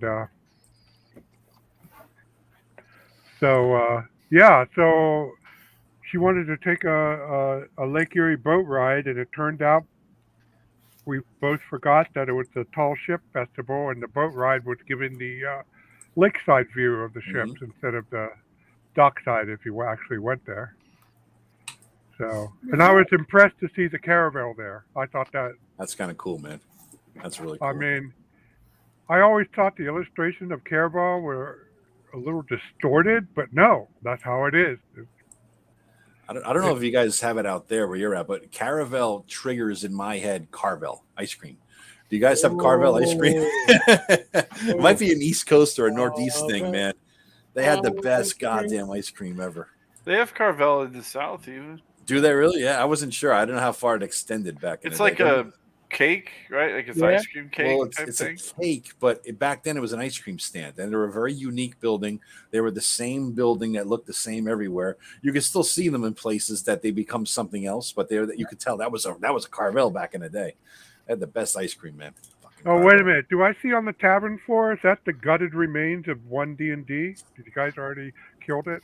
We started talking about it about 20 minutes ago, and just basically more about the VTT aspect of it, not so much about the rules. And because I don't think our crowd is going to like follow the 5e shit enough to even know the rule distinctions that we're talking about. You know what I mean? Plus, it's not good for the channel to cover bland and uninteresting topics. Exactly. Good call, Greg. Good call. Well, I will say it is bland in one respect. Somebody's D&D 5e house rules at this moment. Not really a fundamental change. It's just shuffling the chairs on the same deck. Well, if it's a fundamental change, then it will no longer be backwards compatible with 5e, which is right now their stated aim, because they know what happened with 4e when 4e came out. Yeah. And they know what happened with Pathfinder 2 to the Pathfinder community. Yep. And 5e is still making them bank. So if you're making money on it, you don't want to. You want to fatten the goose. You don't want to kill the goose that lays the golden egg. Mm-hmm. Well, even if and also too, with 30,000 products on the DMs Guild, even if every author put out 10 products, that's at least 10,000 people or 3,000 people to scream bloody murder, if not more. That's what I'm wondering the most of. You guys may know this better than me because you guys are in the loop of RPG now or DMs Guild, whatever the fuck. But so right now, DMs Guild, if you make a book on DMs Guild and you can use their trade dress and yada yada, right? And you come out with this thing and it's Fizbin's book of bullshit, and you put it out there and you sell it and you get a piece of it. Drive Through RPG gets a piece of it. You know, the Wizards of the Coast gets a piece of it, but they have the rights to, you know, under the contract to use any of that shit forever under their own name, right? It's theirs basically. You know, it's theirs. No. All right. They get not quite like the right of first refusal because the author can't. The author can refuse. It just means it still won't escape the DMs Guild if they refuse. But the actual wording says if they choose to use this, they will negotiate the author negotiate with the author. So they're not being that predatory. All right. Well, here's what I'm thinking. They're taking it a step further now. If everything is going VTT, right? Is DMs Guild going to be a viable business, or in order for it to be viable 5 years from now, if Wizards of the Coast achieves their dream, I think for anything sold on DMs Guild, you're going to have to sell it in all the formats, right? You're going to have to sell it so that it's VTT compatible. You have to sell it so the maps can be plug and play. You have to sell it so whatever magic item you create in that adventure that's unique in your own can be slid right into the game and not break it. It has to be, it has to fit the computer program so that it doesn't, you know, add plus 20 to something when you only wanted to add plus 2 to something, right? Well, who's gonna vet that right shit? Now, if your guy only takes Wizards of the Coast material, as far as I know, there's no third-party material on D&D Beyond. So if I understand where you're going with that, yeah, Joe, it's going to crush DMs Guild. I'm thinking. I don't think it's going to crush DMs Guild necessarily. Because really, all the DMs Guild has to do, if you have an adventure there, if you want to give an extra feature to your players or your GM purchaser, you're going to want to have the VTT maps built. Or what's most likely going to happen is that newer adventures are going to be built off the geomorphs that are going to come with the basic set or come with the next set, and those geomorphs, you're going to be like, all right. You're going to use these 3 geomorphs for this level. These 4 are second. And they're going to show you how to set them up. So your dungeons that are made for the VTT on DMs Guild are going to feel, at least initially, very much familiar, very much lackluster, because they're going to be using the same geomorphs. Because that is the way Wizards of the Coast is going to get around the fact that building a 3D dungeon is going to be insane for most people. Yeah. With the geomorphs. Yeah. Just max them together. So what they're going to probably do with a third-party publisher, you're going to build off those geomorphs. Hopefully, then as they expand, you need geomorph pack 1, 2, and 7 for this adventure. Yeah. You know, so I still stand by my initial stuff. It's going to be a niche. And there's going to be a group of authors who are going to profit and and some of them will be very good at this, not profiting, but actually make good quality stuff just for the VTT. Because that's already happened with Roll20 now. It already happened with Fantasy Ground. Yeah. You go look at their catalog, there are authors that you do not see in the pen and paper world. They have their shit only on those marketplaces. And a few of them, it seems halfway decent from what I can tell. Well, there are packs that I bought on Roll20, you know, of things that I bought enough now that I recognize the author's names. Like I bought from him before, and he makes good shit. You know what I mean? So I'll buy the special effects pack or whatever the hell it is, or the trees or something like that. And yeah, you could get a name just on Roll20. And I see what you're saying, Rob. But I wonder how much Wizards is going to open that up. How much do they want to control it? Right? That's the real question. Because if they don't open it up for drive-through or whoever, whatever DM's Guild, if they don't open it up and they just try to monopolize the whole fucking thing, you're destroying that. But they have the DM's Guild number. See, that's the thing. We don't know what the DM's Guild numbers are. I know. Yeah. And if the DM's Guild numbers are significant, then they'll probably just do this. They'll open it up, and it will be a walled garden, just like the DM's Guild. Yeah, it would be foolish not to, because here's the thing. All right, you don't want third-party publishers making add-ons for your VTT. Mm-hmm. However, a third-party publisher going to the DM's Guild could add dungeon tiles, could add minis, right? Because guess what? 30% of every sale with Wizards of the Coast lifting a finger is going to go to Wizards of the Coast pocketbook. Mm-hmm. It's a win-win for them. 20% is going to go to OBS. They don't care because they're already selling mostly digital products anyway. So a VTT that's focused on their marketplace is going to be huge for them. And I'm going to go back to what I said earlier. It is about getting them on the platform. It's just like Apple. If they can get it, so if they can provide some sort of toolkit that has the geomorphs, the minis, and you can package that into DM's Guild stuff. So you buy the PDF for $10. With the VTT package is another $20, but you get the maps already pre-made. That comes as part of the adventure. People will buy that because if it's already done for them, they don't have to do the work. Right. It's easier. Yeah. I mean, I can tell you, building shit in VTT sucks balls. Oh, it's terrible. You tried to show me and Tim that one night. You guys are always like, oh my gosh, all these walls and shadows and I mean, it takes some time and it takes some skill. So if they can go ahead and pre-position all that, and you're right, Eric, if they get it so to access their VTT, you have to go through their storefront. They can just go, hey, we're opening the door for you. We need 30% every time, every transaction. And then you can add in unique icon or tokens. You can add in, maps. You can add in documents. You can add in new clothes for the wizard, and all that. But they have to be able to provide. What is the Apple thing that you got to buy? I think to program for iOS, you got to get their little toolkit. You got to. Oh get. The developer's kit's $100 fee. Yeah, they'll do something like that. They probably won't do $100 at least in the beginning. Yeah, but who's number one? Windows. Yeah. Not iOS. Now, what about? Here's the thing, though. How many blue screens of death have I had on my OS X? I've never had a blue screen of death on my Mac. I had a coworker whose entire Apple laptop died the little a week frowny ago. face at the Apple, So the frowny face icon. it happens. I've had my Microsoft Surface running for 3 years, literally straight. I've only ever rebooted it when I've done an upgrade, and I've never gotten a blue screen of death on it. Yeah. And this is the 6, I think. It's like 2 generations back. Yeah. Well, here's what I want. I get blue screen to death, but it's traceable to a hardware fault, and there's no operating system that can withstand a memory stick just dying on you. I mean, it's going to blue screen. That's just the way it happens. The same with the Mac. One of your memory sticks die on you, you'll get the frowny face or whatever they do for the icon these days. Well, I have to say, I bought an iPad Air this week. The setup was freaking amazing. Yeah, it's easy. Oh yeah. The thing came up, said put your phone next to it, hit 2 buttons, and I just walked away. I will say, Apple fucked up my Gmail password and took me about 2 hours to get it fixed. And locked me out of my Google account, assholes. But once that was all done, it was okay. But the actual setting it up is freaking gorgeous.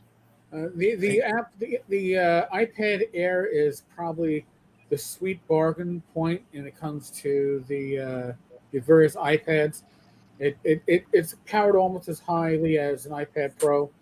I really like it. I have to say, I mean, my tablet that I have a Samsung S7. I think it's 2 years now.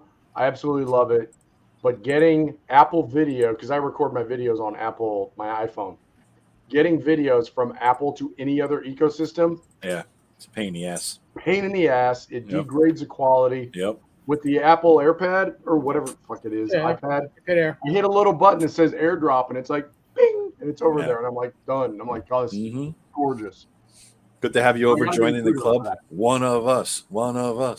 And Yeah, Finally so met.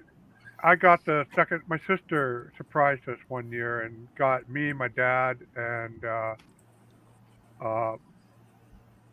husband a second generation iPad, and I loved it. And I tried to use it as a laptop replacement, and it utterly failed at You're that. the only one. I had not. I had the But- iPad 1. So did And- I took the Well- iPad 1 to Iraq with me the second time I went to Iraq. Wow. My first maps in Iraq were drawn on my iPad. Wow. But the iPad has a solid niche now in my devices. I use basically it's my TV. Okay. Reading PDF because I have not found an Android PDF reader that's anywhere as good as Goodreader is on the iPad. Mm-hmm. And Talk me into that. It's pretty good. and board games. If they make a quality app, it's awesome. I mean, Tim and I and a former friend of ours who moved away, Dan went to Origins, and we got stuck in the registration line, and it took us a half hour, but we were able to play Settlers of Catan while we're in the line by passing the iPad around. And there's a like, I play this card game called Stellar Realms on the iPad all the time, and that's awesome. And Twilight Imperium is another one, and there's a RuneQuest one that I'll have to look it up, but it's a classic one, and they adapted it to the iPad, and that's pretty cool too. A little bit involved, but it's cool to play. Here's a question: bringing it back to D&D again, bringing it back from iPad stuff. If somebody mentioned Fantasy Grounds before in the chat there, Sean, right? He says, yeah, he's doing everything. He's converting stuff for Fantasy Grounds. And somebody mentioned that Fantasy Grounds allows you to, to put stuff from DM's Guild down there too. I know that people like Troll Lord Games, I believe they're big into Fantasy Grounds, right? And they are obviously to see where the money's at, right? I think, for God, whatever, you guys, you see there's a lot of money to be made in 5e. So you have something for old school or Swords and Wizardry or Cosmic Crusades, put out a 5e edition. And I know that Troll Lords invested heavily in Fantasy Grounds with their stuff. They're always pumping it, right? Now, how much of an investment is it going to be for that level of corporation, right? The Frog God Games, not quite Hyperborea, but I mean like DCC guys, Goodman Games. Do you think they're going to allow all those other publishers on their platform? If they got a 5e edition of a line in whatever the hell, you see what I'm saying? The only way would be maybe through the DM's Guild. And remember, that means you lock your content into the DM's That's Guild. what I'm saying. So Not a third you're party locking coming out. Right. You're locking out Necromancer Games. You're locking out Frog God. You're locking out Troll Lords. You're locking out Hyperborea. I think they'll have an OGL. Okay, one of two things will happen. One of them is the CEO is a total dumbass and just really wants to treat it like an Xbox ecology and just will not simply listen. In that case, we're screwed for the next 2 or 3 years while they're still in office. Or they actually are a little bit open-minded and realize that the tabletop market isn't like the Xbox world, thus offer an OGL option just like they did with 5e. It might be delayed. Do you think they care if it's like the tabletop world, or I think they're probably like every other corporation in America, more aimed towards developing a platform that generates funds. But the thing is, what conspires against them is that the nature of tabletop role playing. They don't control, I guess, the hardware of it all. The fact that I, as a referee, describing you to a setting, you create a character for it, and then I say, okay, this is where you guys find yourself, what did you do? And we repeat, and you tell me what to do, and I tell you what happened, and we repeat that through the course of the campaign. And they don't control the hardware standard in the same way Sony controls the PS2, and and Microsoft controls the Xbox. And once somebody has experienced that flow, whether it's with D&D or Fate or GURPS or any other system, once they understand that, once they go to anything that limits to them like a computer game does, even one as flexible as a VTT, um, they'll rebel. They'll quickly get bored of it and say, oh, fuck this shit, and go back to Rob, pen and paper. I don't think so, Rob. I think the pen and paper is going to die off when this shit. If this shit goes well, there's going to be a generation now. Like my friend Dwayne, he's like my son or grandson. Somebody said they started playing D&D 6 or 8 months ago. They never rolled dice once. Everything is online, right? And they don't know what it is. They're not going to rebel, Rob. Creativity. We talked about this earlier before you got here. Creativity's out the door. I mean, Bad Mike was talking a story about a kid who cried because the DM gave him unlimited options. They don't understand. They're not like us. They're not like we were. Have you dealt with kids?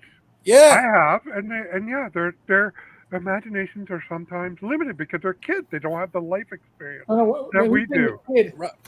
Mike, how old was this kid that couldn't handle it? They were teenagers. They were older teenagers. They weren't young. They weren't younger. Yeah. I know a friend when I was growing up in my neighborhood, little group, gang, I guess you call it, because it wasn't that kind of gang, but it was. I had a neighborhood group that that had about 24 kids, a core group of about maybe 10, and the rest were peripheral. And some of them took their hand at DMing, and I wouldn't say they lost their shit, but they sucked really, really bad. And not nice. Even when we tried to help them, they just, huh? I said it's not nice to talk about Tim when he's not here. Nice.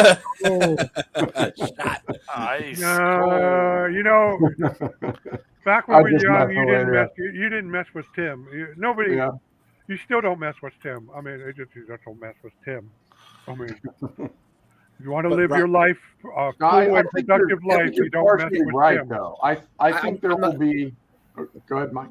I'm not used to having this many people, so I have to raise my hand because they're saying this. But I just thought of something when we were talking about, hey, this is all going to move online. Kids aren't going to play. What does this say about conventions? Because you go to a convention, the whole point of going to a convention is face-to-face gaming. Yes. You're not going to walk in a convention and have a game where everybody pulls their phones out and it's going to be on a screen. Why? The whole purpose of conventions, because the whole point of conventions is to go there and play games. Why does that matter to Wizards of the Coast? They don't care. Online. Exactly.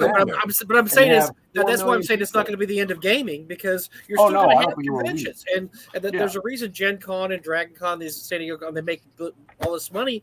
Yeah, it's great that Wizards of the Coast won't even go to Gen Con anymore. They don't even have a booth there. So the conventions will still roll on. It's not going to be the end of gaming. It's just going to be, hey, it's great. You're going to go to a convention, not play Dungeons and Dragons anymore. Well, I think it'll become a different type of Savage Worlds, and you'll be playing all kinds of other stuff. And there'll still be old school D&D people. They're playing face to face. I think that's an aspect of it they're not thinking about, is that you go to conventions to get seen and have people play your games. Nobody's playing your game at conventions or even talking about your conventions, because they're like, well, we can't really play the newest 5e here because it's all online. And we're not. Well, that's what I'm saying. The other thing, guys, is we already been through this before. Back in the 80s, computer role-playing games were these little text things where you say, go east, pick up torch. And everybody you're talking about Zork. Zork. Zork sucked ass.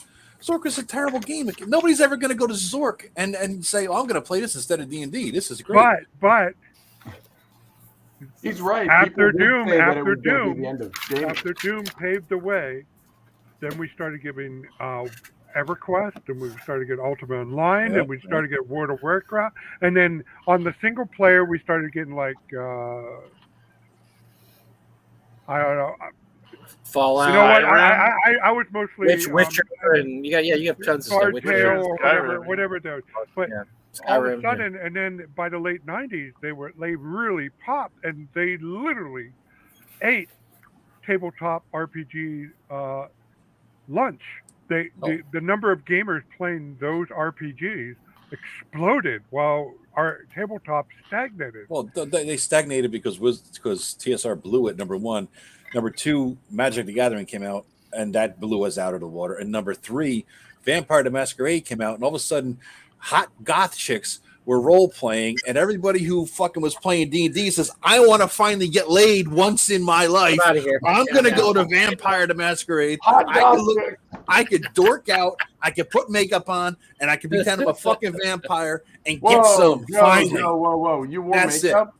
I never did that. I hated vampire. Yeah. I did go to the God Clubs back in the day. As popular as those things happening, even Magic the Gathering, computer role playing is 2 orders of magnitude larger. Even now, it is an order of magnitude larger than anything D&D is doing.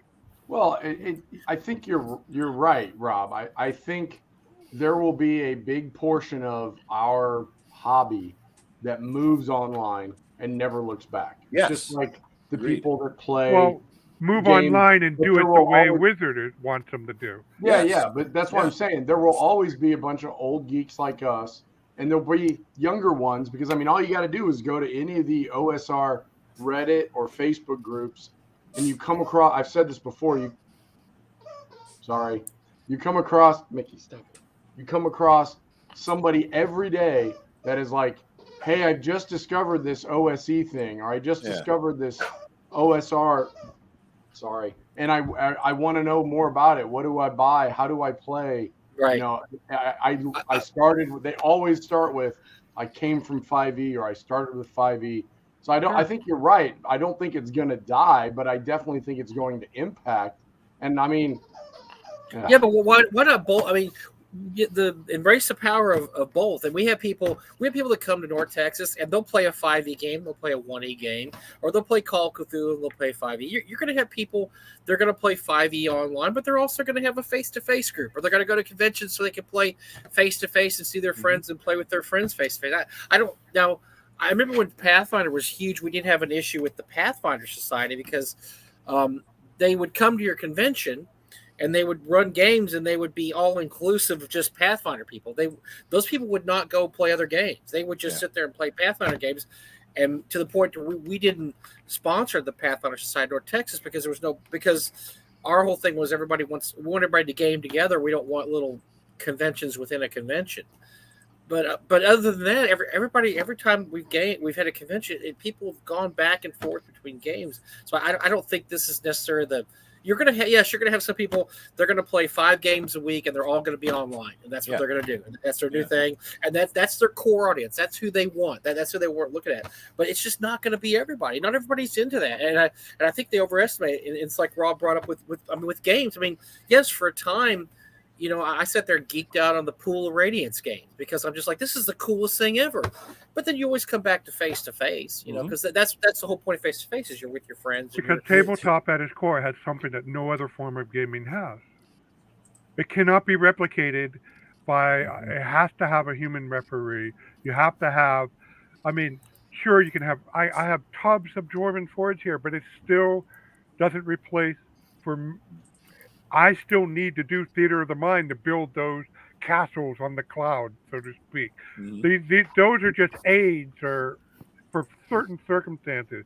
But the general principle is we're building worlds in our describing worlds in our imagination. Rob, here's the difference, Rob. We are, because we started doing that in 1980 or whatever, right? The new generation coming in now, you're 20 years old, you're 18, whatever. The first time you ever played D&D, you have 0 pen and paper experience, either 0 dice rolling at the table experience. You play this for a couple of years. We go back to this nostalgia, and it's our happy place, and we like it and we prefer it, and everything is judged against what we started doing, right? These guys are going to judge everything against how they started, right? And they're like, why the hell should I roll dice? Paper? What? Oh, this is dumb. I can't see my guy running up there. I can't see the fireball exploding. That's what you're going to go against. Whoa. Let's go back to the 70s. The 70s. Wish I could. The 70s, before you encountered your first game, tabletop role-playing game, most often D&D, you had no conception that this kind of thing was possible. Yeah. I mean, there was 0 reference until you actually either read it and got it, which was rare, or actually more common, That's some you friend. got involved and experienced it. Mhm. Then it's like a light bulb, and you say, not only you can say I could do this in the time I have for a hobby. We didn't quite say it like that, but it was obviously doable. It was approachable. Today's kids, even though you criticize them for a lack of imagination, they already understand from a young age through computer gaming, through television, or YouTube, I guess now, and all that it's possible to create worlds of your imagination. And once they figure out, and the appeal of tabletop role playing for these players, for some of these players, will be the fact that you can do with this thing, you can do it with just pen and paper and dice, or the online equivalent of it. It is easier. It's easy. You don't have to use Blender. You don't have to be an artist. You can be mediocre at all those skills, but still run a D&D game with pen and paper and dice or the virtual equivalent. Well, that's it's going to. Why do any? I mean, there's some activities you sit there and go, well, this is easier. I mean, it's easier to drive a car than ride a bike. Why does anybody ride a bike? Because you want to ride a bike. I'll tell you a story that happened this week, and I don't think I told Eric this story yet. I don't think I told my wife the story yet. So if you're watching, honey, I had to tell you. But I was in my favorite hamburger place. I go every Monday, for lunch, and there's this really really cute little Asian girl that works there. And she's like, she's like in her early 20s, late teens. And she came up to me and dropped my meal off sometime. She goes, do you work at a game store? And I was like, no, why? She said, oh, I always see you wear shirts that have dragons on them and this and that. I said, no. So I explained, I don't work there, but I run this convention, this and that. She's like, I really, really want to start to learn to play D&D, but I don't know how. And I went to my local game store and I just kind of walked around. I didn't know what to pick up or what to do. She's like, how do I start playing D&D? And I was like, this never happened to me in 1981. Ever. It would have been the greatest moment of my life. I think I told that story too, because I have a shirt that says, what is it? Tim got it for me. The averagest DM of all time or something like that. And it's got a big D20 on it. And I was at the gas station. I had wanted like a soda or something late at night. So I was just wearing that. And I ran up there and got it. And there was a young lady and a younger kid. The kid was probably like 20. She was probably like, I don't know, late 20s. And as I got up there, she kind of looked at me and pointed and was like, Dungeons and Dragons? And I said, yeah, version of it. And the kid behind her was like, cool, man. And I thought, wow, what the fuck's happened to our world? There's still some kids. I mean, so there's still kids out there and people. I say kids, and this girl I was talking about is probably 20.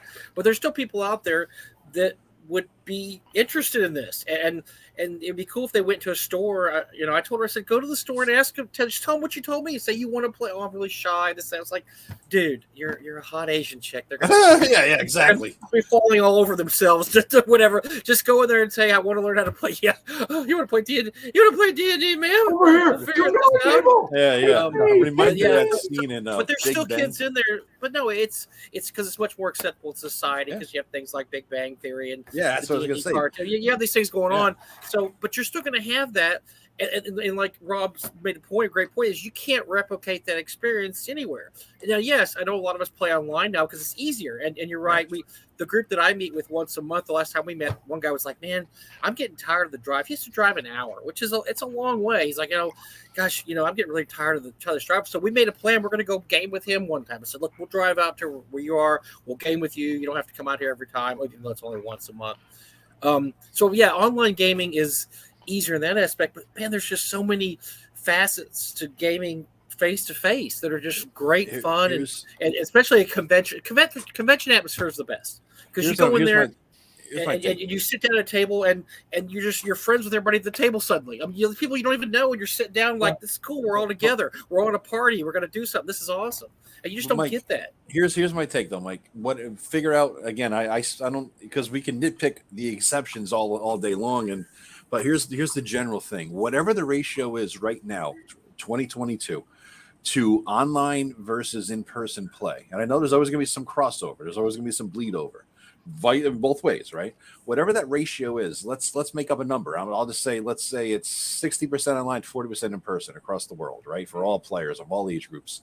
20 years from now, it's going to be 90% online, 10% in person. Now, the numbers of players might grow because the hobby grows. The numbers of players might shrink because the hobby shrinks. There's always going to be crossover of many, many tens of thousands of people. But my point is, in 10 or 20 years, that ratio is going to be online, like probably 90%, 10% in person, because we're all going to be dead. It would depend on one factor and one factor only: how easy it is to find a player face to face. Because if there's one thing, there are two things that VTTs excel at. One is true fog of war, which is a technical thing. Yeah. Two is finding other players. Mm-hmm. And that just comes with the internet. I mean, the internet is just so efficient. Yeah, so it used to be our group. Our group was who you went to school with, right? That's who everybody's first group was, because you're all together and you're in the same area. And then you got to college. Who was your group? Your group was all the guys you went to college with. So you're right to a point. But here's where I disagree with you, Joe, is because I had this discussion was 20-something years ago. I belong to a website called the AK, and I'm sure Robin's people know what that is. It's a big time collector site. And we would have regularly have these conversations about 2004, 2003 about how, boy, in 20 years no one's going to collect this stuff because nobody's going to want pen and paper crap. So this stuff is going to be exceedingly less and less worth anything. It's going to be worthless in 20 years. White boxes, brown boxes, nobody's going to care about that because nobody's going to collect this stuff because everything's moving digital. Well, exactly the opposite's happening. This stuff is skyrocketed in value. And because we didn't see what was going to happen, we did not see society embracing the nerd.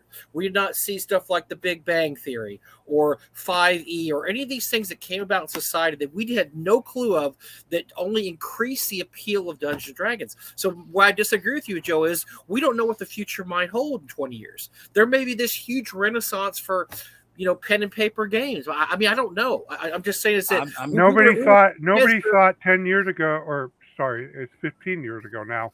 15 years ago that physical board games would make the comeback that they did. Oh my gosh, it's the golden age of board games. Literally, it is the golden age of board games. For all we know, we could be in the future playing this stuff in VR.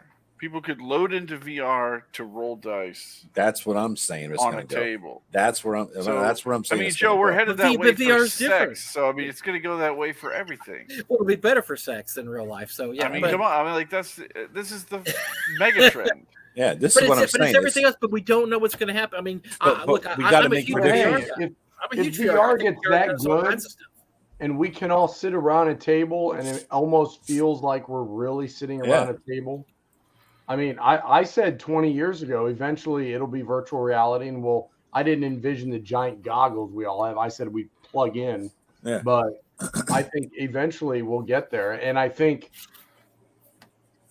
we could still play like we do nowadays. I don't think everything will have to be in a digital environment, because if I'm connecting, why couldn't I have some sort of futuristic 3D scanner camera thing that takes my miniatures, like maybe we mount it on the wall and it maps what I have on my desk and maps my miniatures. So when I move miniatures around it, real world on my thing, I don't know. But I think why does anybody sit around and play Zork or not, or like they're talking about Zork anymore? Or why does anybody sit around and play old video games? There's a huge segment of society now, nostalgia. They play old systems. They play the Commodore and the Apple II, and they play old video games. Why would you do that? The new games are so much better. Why would you do that? You don't know what's going to because they want to do it. It's nostalgia. And as Ty said on there, there's going to be, when you get 18 to 20-year-olds right now that are playing pen and paper games, you don't know when they're in their 40s, they may have nostalgia for that. And so, this is something I used to do with my dad and granddad. It was really cool. I'm going to teach my kids how to play face-to-face. Because I look, we just don't know what's going to happen. We don't know how the trends are going to go. Yes, it seems like it's trending that way, but the face-to-face, I think there'll always be a place to sit down, play a board game, or play a face-to-face Dungeons and Dragons game. I'm not saying there's not, but what I'm saying is that the percentage of online, whether it's meta, virtual reality, whatever the hell D&D is making now that eventually evolves into something, whatever the percentage is now of online versus virtual, it's whatever way you want to call it virtual, versus pen and paper, it's going to be far more online virtual versus pen and paper in 10 or 15 years. Yeah, And but what do you base that on? That's not how people behaving. It seems like the pattern has been so far that the internet comes, something becomes internet enabled. Everybody rushes to get online, and then it reaches like a saturation point, and then it just falls back a bit, and then it's just like a steady state after that. Then it becomes, it hasn't become this overwhelming. But look at records, Rob. Look at records. What happened? Everybody did the records, and they got rid of them for cassettes. Then they got rid of them for CDs. Then they got rid of them for MP3s. They did not get rid of the vinyl. Now vinyl's huge now. That's what I just said. That's what I'm saying. Vinyl. I gotta go buy a new record player. That's what I'm you didn't let me one right now. That's what I'm saying. But that's what I was leading to before you jumped it. But vinyl is now huge, right? It was bigger 5 years ago than it is now. That's what I'm saying. Nostalgia has a wave, and nostalgia has a smaller, narrower wave, right? It depends. Is what you're seeing.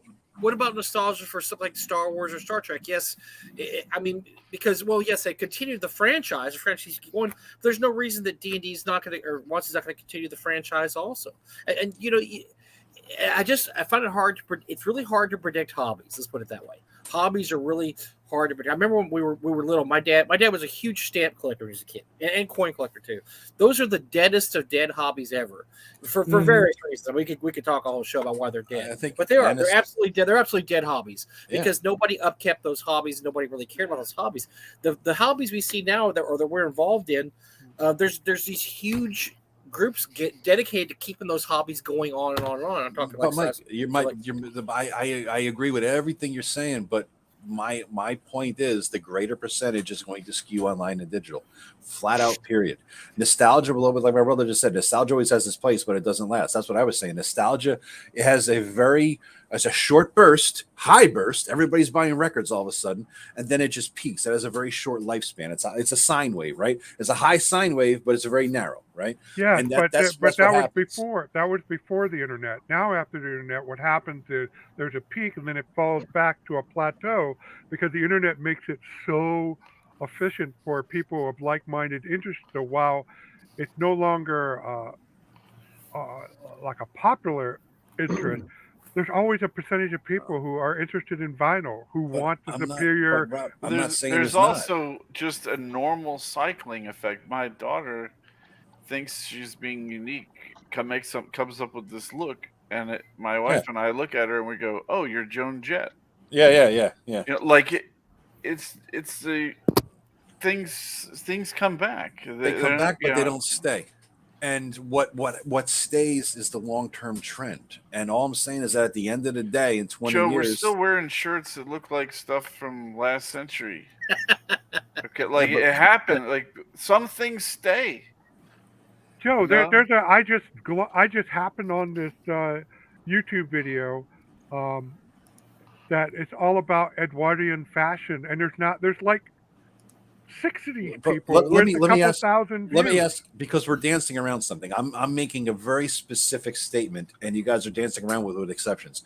Do you disagree or agree with me that the percentage of right now versus tabletop, dice and pen and paper versus online, do you disagree that it will be more online versus tabletop 20 years from now? What do you mean by more? You mean 5% more? Do you mean 80% more? More. Much more. Okay, I'll say more.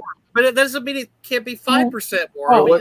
If it's 50-50 now, I would say that in 20 years it's going to be 75% online and 25%. Thank you. And I'm saying I don't agree. I'm sorry, I don't agree. But I don't know because I don't know. I've been wrong enough times. I say that the split of the games, face-to-face to online, will be the same as it is today, except 90% of gamers will know how to use a VTT because they have experience using the VT, even though that is not everybody's going to have a primary preference. Okay. And that the primary preference of face-to-face versus VTT, I think, is a little almost to the point of saturated. All right. Let's say hypothetical baseline right now that Eric did 50-50. Eric says it's going to be 75. If we're 50-50 now, and I know we're making bullshit up. First of all, I don't agree with 50-50 now. I don't know That's that. why I mean, I'd like it's a to think- hypothetical. It's a hypothetical. It's a hypothetical. hypothetical. If we're 50-50 now, where are we going to be in 20 years? I say 85 to 90, 10 to 15, something like that. Eric says 75-25. Where do you guys come in? 50-50 with 90% of the people knowing how to use a VTT. All right, Mike? I'm looking online to see how many people play VTT All right. now. Well, Because All I right. want to base it Here's on the that because I don't agree that it's 50-50. I mean, and that changes how I would rule. If it's right now, if it's 30, 70 online, 30, then I would say, yeah, 50 maybe. But Well, no, but all you're saying is if it's 50-50 now, I'm saying it would be 75-25. Yeah. It might be 25, We're 75 talking- now, we're which saying would 20 be years- 50. I'm saying this would be a 20 years from now? 25% swing. Yeah, that's what So- Eric is saying. 25% swing. All right. And the reason why I say that is because, listen, if we were having this conversation 2 years ago, what would the numbers be? 95% online and 5% in person. Okay? Let's look at the number of people who had office jobs that are going back to their office jobs as opposed to saying, I want to stay home and do my job from home like I have been for the last 2 years. New York City, Manhattan is going to die. Yes. Because people are not going back, don't want to go back to the office. Do you think people, human nature, we're lazy fucks, all right? We're lazy fucks. It's a lot easier for me to game from my computer in my house and spend 3 hours with the jackasses you see on the screen right now than it is for me to drive. It used to be an hour and a half out to Long Island and an hour back, because at least the hour back wasn't in the middle of rush hour, to play for some of 3 hours. What my time is better spent, and if I have kids, my time is better spent to be home gaming. And that's what people listen. If the perfect world, if I had my gaming friends living within walking distance of me when I was a kid, I'd always be playing face to face. It's not a perfect world. And God forbid we have another P word in the next 20 years. Yeah. Wipe out face-to-face gaming. Wipe it out. I think it's going to be gone anyway, and I think my answer incorporates both of you guys. Yeah, so the answer is going to be 100-0 because they're going to invent something that's going to make it just as good to be at home on some virtual device than it is to be. And it's going to be the same experience, the same thing that you think you're getting out of face-to-face today. You're going to get out of whatever the technology is. We're in like a temporary phase where they haven't figured out how to digitally recreate certain things. This is Zuckerberg's meta. They will. This is what it is. How so? There's things that you can do on. Okay, so we met for our monthly gaming session last week. So we Have get you up watched here. The Matrix? Wait, listen. We get up there. That's what I'm saying. We bust each other's balls for a while. We game, and then after about 2-3 hours, we stop the gaming. There's a sandwich shop that my brother read a review of nearby. We all jump in the car. We head to the sandwich shop. We all get sandwiches. We eat sandwiches. We talk. We drive back. We play. We're drinking beer. We can't replicate that online. There's nothing. There's no way you can replicate that.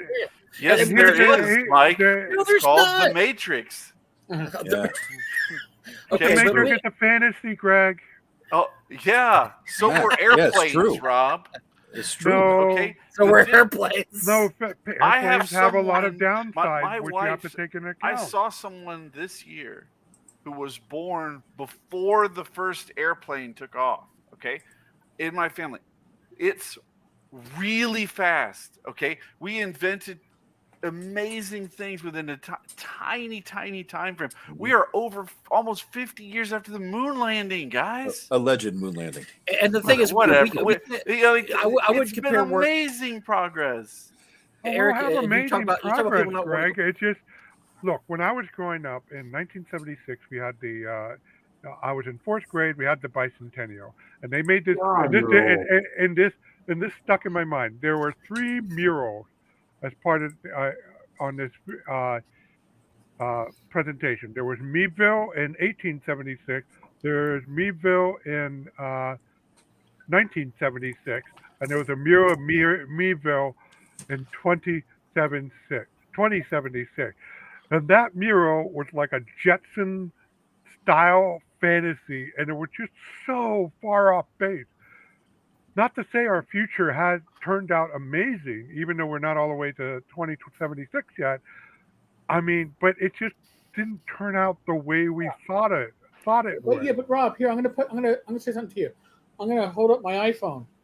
Now, you're somebody who has written software that replicates the Moon landing. The moon landing, right? This my little handheld device here has more computing power than NASA had under their wings at the time, and we put a man on the moon with that. So this computing power in my hand is more than we needed to put a man on the moon. And all he does is look at porn. However, hold up your phone. Yes. However, back in first in 1980, which was the first time I ever became aware, that's not how they envisioned all that advanced computers looking. And that's fine, Rob. That has nothing to do with the fact that things are going to advance. And they did not envision social media. They didn't finish all the side effects of it. So what haven't we envisioned right now? That's what Greg is saying. The thing is, I'm saying that you guys are having trouble envisioning it. Right. Yes, the paradigm is changing, is what Greg is saying. Right. The paradigm is unenvisionable. We cannot conceive. All we know is that it's going to be greater by orders of magnitude, and it's going to be higher tech. It's not going to be low tech. Okay. So we have an example. Chess. Okay. Chess is a pretty static game. Yeah. People has enjoyed it. There's a culture around chess that ebbs and flows over the decades, but yet it is persistent. A person in the middle of the 19th century will recognize the game that's being played today. All right? Yeah. When it comes to leisure activities like Dungeons and Dragons, like tabletop role-playing, there are certain things that are timeless. And I think the concept that Aronson discovered and that Gygax refined, that concept is one of those games. It's going to stick around. So things that help that concept or dovetail, mesh with it, are going to float along with it, which is the classic VTT. The classic VTT dubs to it.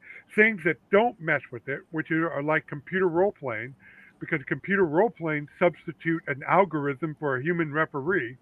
It gives some advantage, like spectacular graphics, and downside, like it's an algorithm. It can't think for itself. The difference between chess and what we're talking about is chess is a boring ass fucking game, right? Number one. Number two, fantasy role playing. Yeah, to me and the rest of the world. Not to millions of others, including myself. It's boring compared to D&D, okay? Because what D&D, the difference between D&D and chess is that D&D is a fantasy escape game. What lends itself to fantasy escape? The fucking Matrix, the meta world, the paradigm that we don't know yet that they're building right now. That lends itself to. We can't create the Matrix with.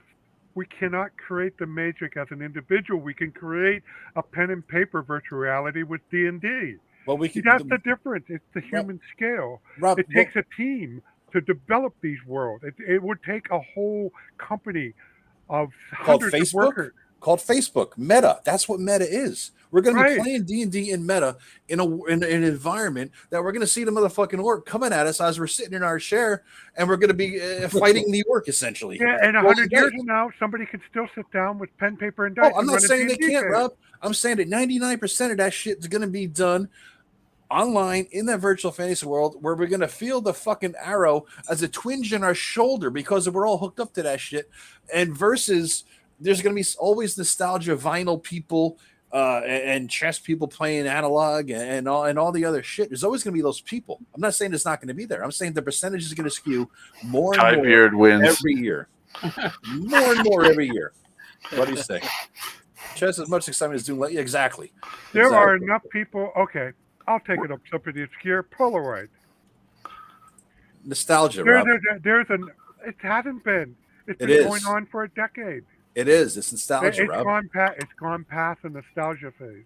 I didn't say nostalgia doesn't stick, Rob. I'm saying it's nostalgia started it, and some people stick with it. I got 600 records over there in my living room. They're always going to be there in my living room. I play them every day. I'll play a record. I'll pop one on, right? But it is nostalgia. and the wave of vinyl collectors has but there's subsided. nostalgia. There's this nostalgia that lets there's enough people behind Polaroid that they were able to reopen the goddamn factory. Oh yeah, they're open and they're going to keep producing it for that small group of people that will ever dwindle until the next wave of Polaroid people, like Greg said, think they reinvented something. So what's wrong with that? Why you want to be the most saying- popular kid in the book? I'm not saying there's anything wrong with it, Rob. I'm saying the percentage will skew ever more over the years towards electronic versus tabletop. That's it. Just like 5e exploited the RPG market over old school gaming. Yes, what's the exactly. point of your discussion, Joe? I'm just curious. We've been arguing about this for 20 minutes. What's the point? More people will play online. Okay. I guess I thought it was self-evident. I'm surprised it keeps going. You know, that's what I'm saying, because this is the future of D&D. That's what we're whatever talking is the most popular thing for hobbyists to do, I can give a fuck about. All I care, for me personally, is the stuff I'm interested. It's able that somebody be able to enjoy it from 20 years from now. That's my goal. I don't care if I'm the most popular kid. Yeah. And I talk to other people. I'm not saying you, Joe, but I talk to other people who really get bent that their particular brand of tabletop role-playing isn't the most popular. They think it's an absolute loss for them. It's like some kind of fucking zero-sum game. Yeah. To me, it's Well, not there's a lot of people zero-sum that game. have that. They have that feeling about a lot of things. You're party, my and I disagree candidate, about what's at all. My soda. There was a period of time of about 3,000 years where human beings played the game of in Mesopotamia, and then it got lost, and they didn't find it again until 1922 when they dug up some shit. Okay, times change. Okay, it happens. You could play this game for 2,800 years, and on the 2,900 year, you're like, oh yeah, man, nobody's gonna ever stop playing and then bam, it's gone. It could happen tomorrow. All this could end. People could switch over to something else. We have no idea, and it doesn't matter. Like Matt said, it doesn't matter. Here's another way to look at this too, Rob. The number of old school gamers that are likely going to switch to online is not going to be that big, huge. There'll be a shift because people are going to be like, oh, it's more convenient, works better with my schedule. I don't have to drive. But the shift is going to be less because we like playing in person. Mm-hmm. We grew up playing in person. Mm-hmm. When it comes to 5e players who grew up playing WoW and EverQuest and fucking other games online, and then moved to 5e and learned about VTTs, that's going to skew greater for 5e players to move on to online, especially when Wizards of the Coast encourages it and pushes it and makes it their market. But people like us, the old school gamers, we're going to move. It's going to be a much slower move because, first off, we're a bunch of old stubborn fucks. We'll be dead. Well, yeah, but I mean, in 20 years, I'm going to be 75.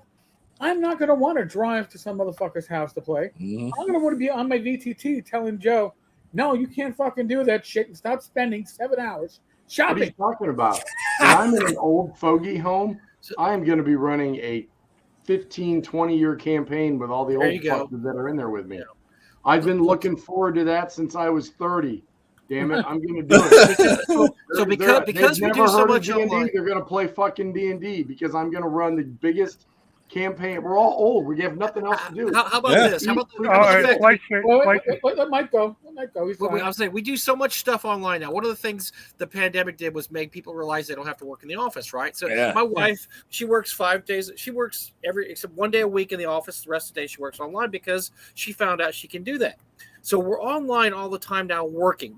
So now instead of being online in our leisure hours, we're online 8 hours a day working, then we're online another 4 hours a day. Or are we? Because I just linked to the Private Tethers article that I read a couple years ago. It's called The Fatigue and Loneliness of Playing Tabletop RPGs Online. And the point it makes is we're spending so much time online now, we want to get offline to do something else. We don't want to play games online too after being online all day. And I think that's something that's one of those things. That's why board games make a resurgence. That's what I'm saying. That's why I don't think we're realizing.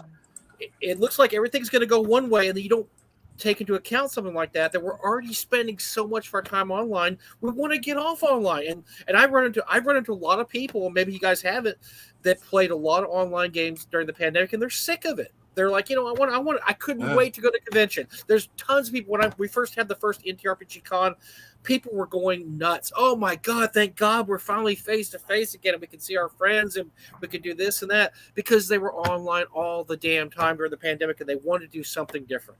And so a side note for Mike. I found your post, by the way, Mike. Okay. From 2003. A 2003 post? Is that what you put? I think it is. It's a thread called A Disturbing Thought. And I realize probably what I just said is a disturbing thought. Yep. But yes, I posted a link to it. You made it on September 25th, 2000. Oh my God. Mike, you're right. Here's the thing, though. 2003. September 25th, 2003. Here's the thing, Mike. I'm sure that Pet Rocks will make a comeback someday, too. All right. For 5 years, they might be big, and then they're going to go away.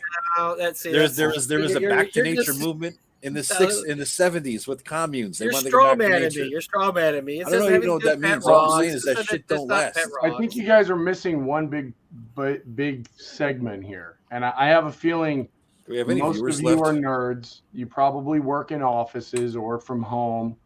There is a significant portion of the population that still have no idea what D&D is. And I think that is probably what Wizards of the Coast is trying to get into. And if they could get people to play through their phone using their VTT, and they don't even have to log into a VTT. They just open up the app on their phone, and connect to their game. I mean, I can tell you right now, the majority... I bet nobody in my building I have like 30 people that work for me. I bet none of them play D&D. None of them probably even know what it is. They might have heard of it, maybe because they watched Stranger Things. But that is a huge market. And I think by tapping into the playing mobile on your phone, I think that is a huge capacity to make money for them.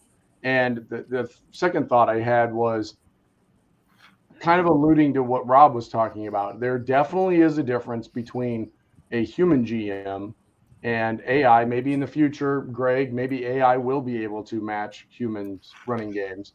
But what if they actually hired GMs to run hour-long sessions or 2-hour sessions at certain times? Like you sign up and play, you pay $3, or maybe you just pay $1 because you already bought the app, and they have an actual GM that runs a game using a VTT, just like we would, but it'll be their fancy little 3D VTT.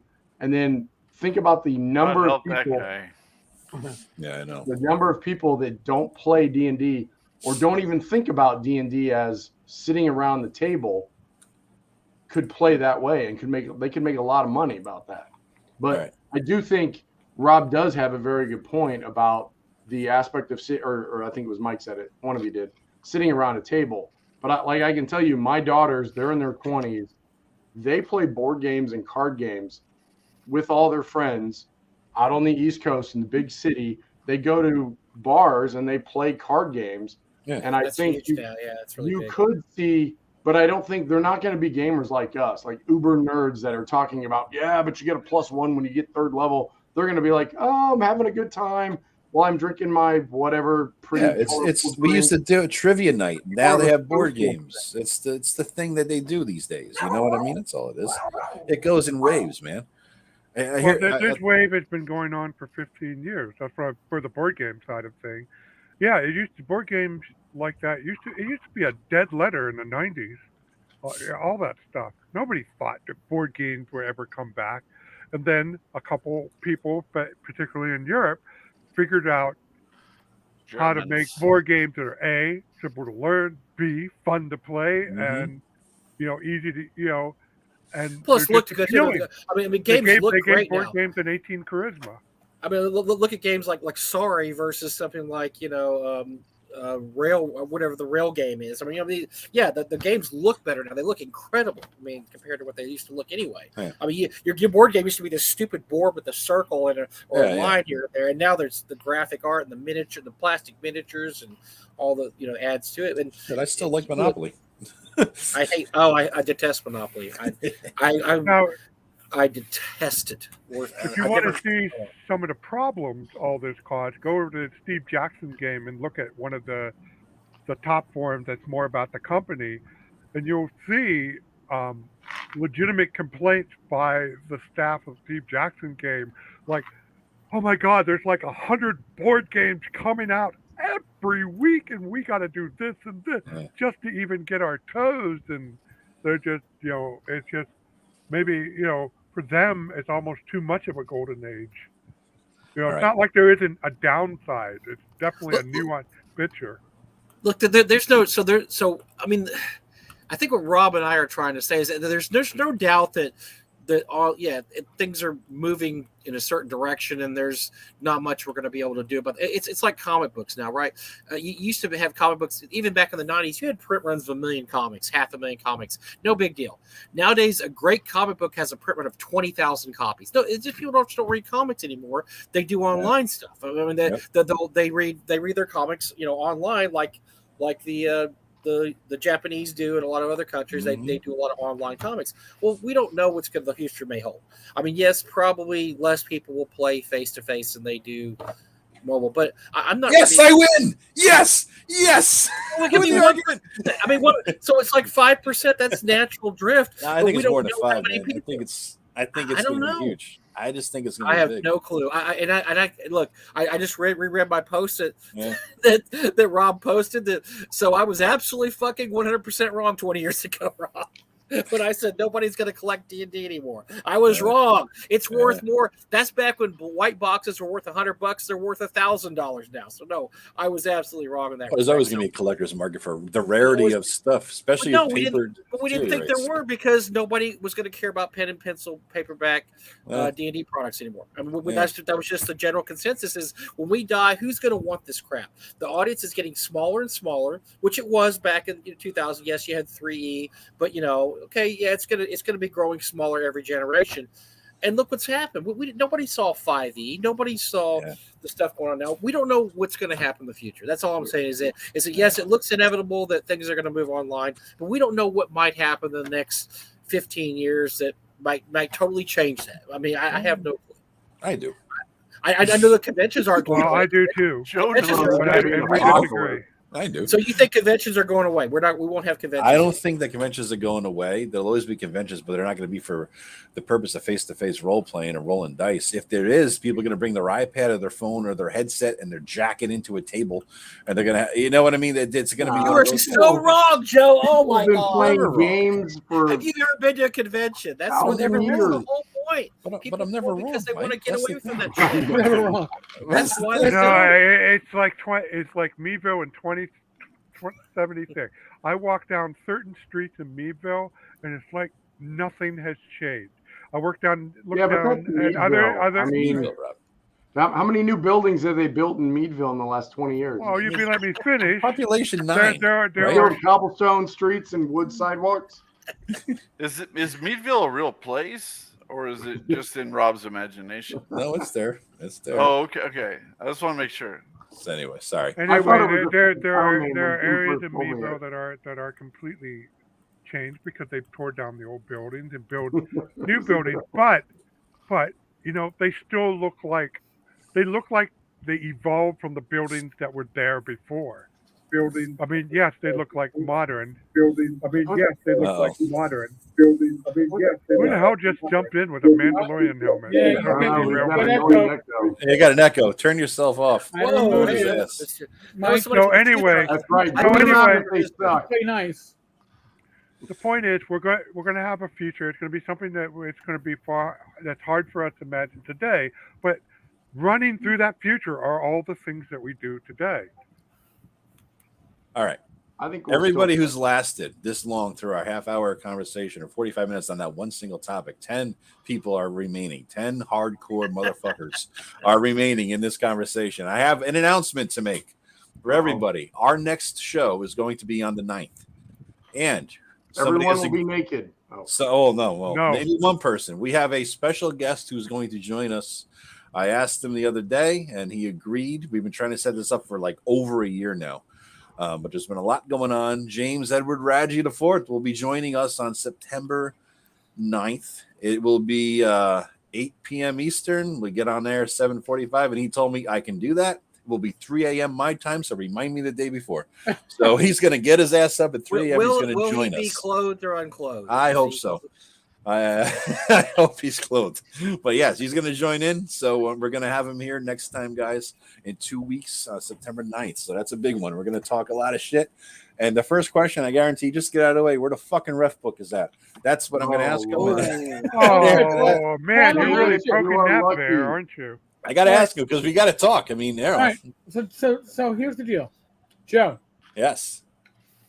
You are, and you should be comfortable with this because you've been hosting your own show now on YouTube. You do your own videos. Yeah. You are going to be the main host. I am going to handle the social media aspect of all the fucking comments coming in, and I will handle it because there's going to be a shit ton. All right. So I will handle that. I will be in the stream. I will comment. I will. But it's on you. This is going to be your baby. Now, Ben Mike, you are invited to join us that night because I'll definitely be unclothed. I'll join James. You earned your place. I will also play referee to shut people up if needed, so James and or others can speak. But that's what I'm going to limit myself to for the most part. Joe, you will be in the first seat. All right, that's cool, man. That's cool. So to put in here, we'll make it a visual. There you. Whoa, hey. You don't get used to that seat, Joe. I think we need to make this more like the round table where no one is at the head of the table. Don't let Joe get, King Arthur. I want to be King Arthur. Wait, okay, you can be at the bottom. Oh, you moved me to the bottom. That's because Eric always has to be on top. That's all right. I really don't have an opinion on Reggie, so I'm the first person logged in. That's how I happen to get the first position usually. And then I usually put the people who actually have video up on top, and I put the people without video on the edges of the bottom. Not video guys, you get push up to the bottom. Damn, if we get 3 more people, we can have the RPG bunch or something like that. We can have squares. We can have. That makes you Alice, right, Rob? Are you Alice? Squares. Rob, aren't you Alice then? I know. There's only 6 of us, Joe, so we're not anybody at the moment. Rob, if you just embrace 5th edition and start praising it everywhere, I'm sure you can recruit 3 more people. Rob plays 5th. I mean, I played a 5th edition game. Hey, look, he can have a side chick, but so that's we know who his main squeeze is. Being jacked by Greg by one thing, but Greg, so you played in campaigns now where I ran both my Swords and Wizardry based Majestic Fantasy RPG and my 5th edition take. Me, Rob, you're talking to? Yeah.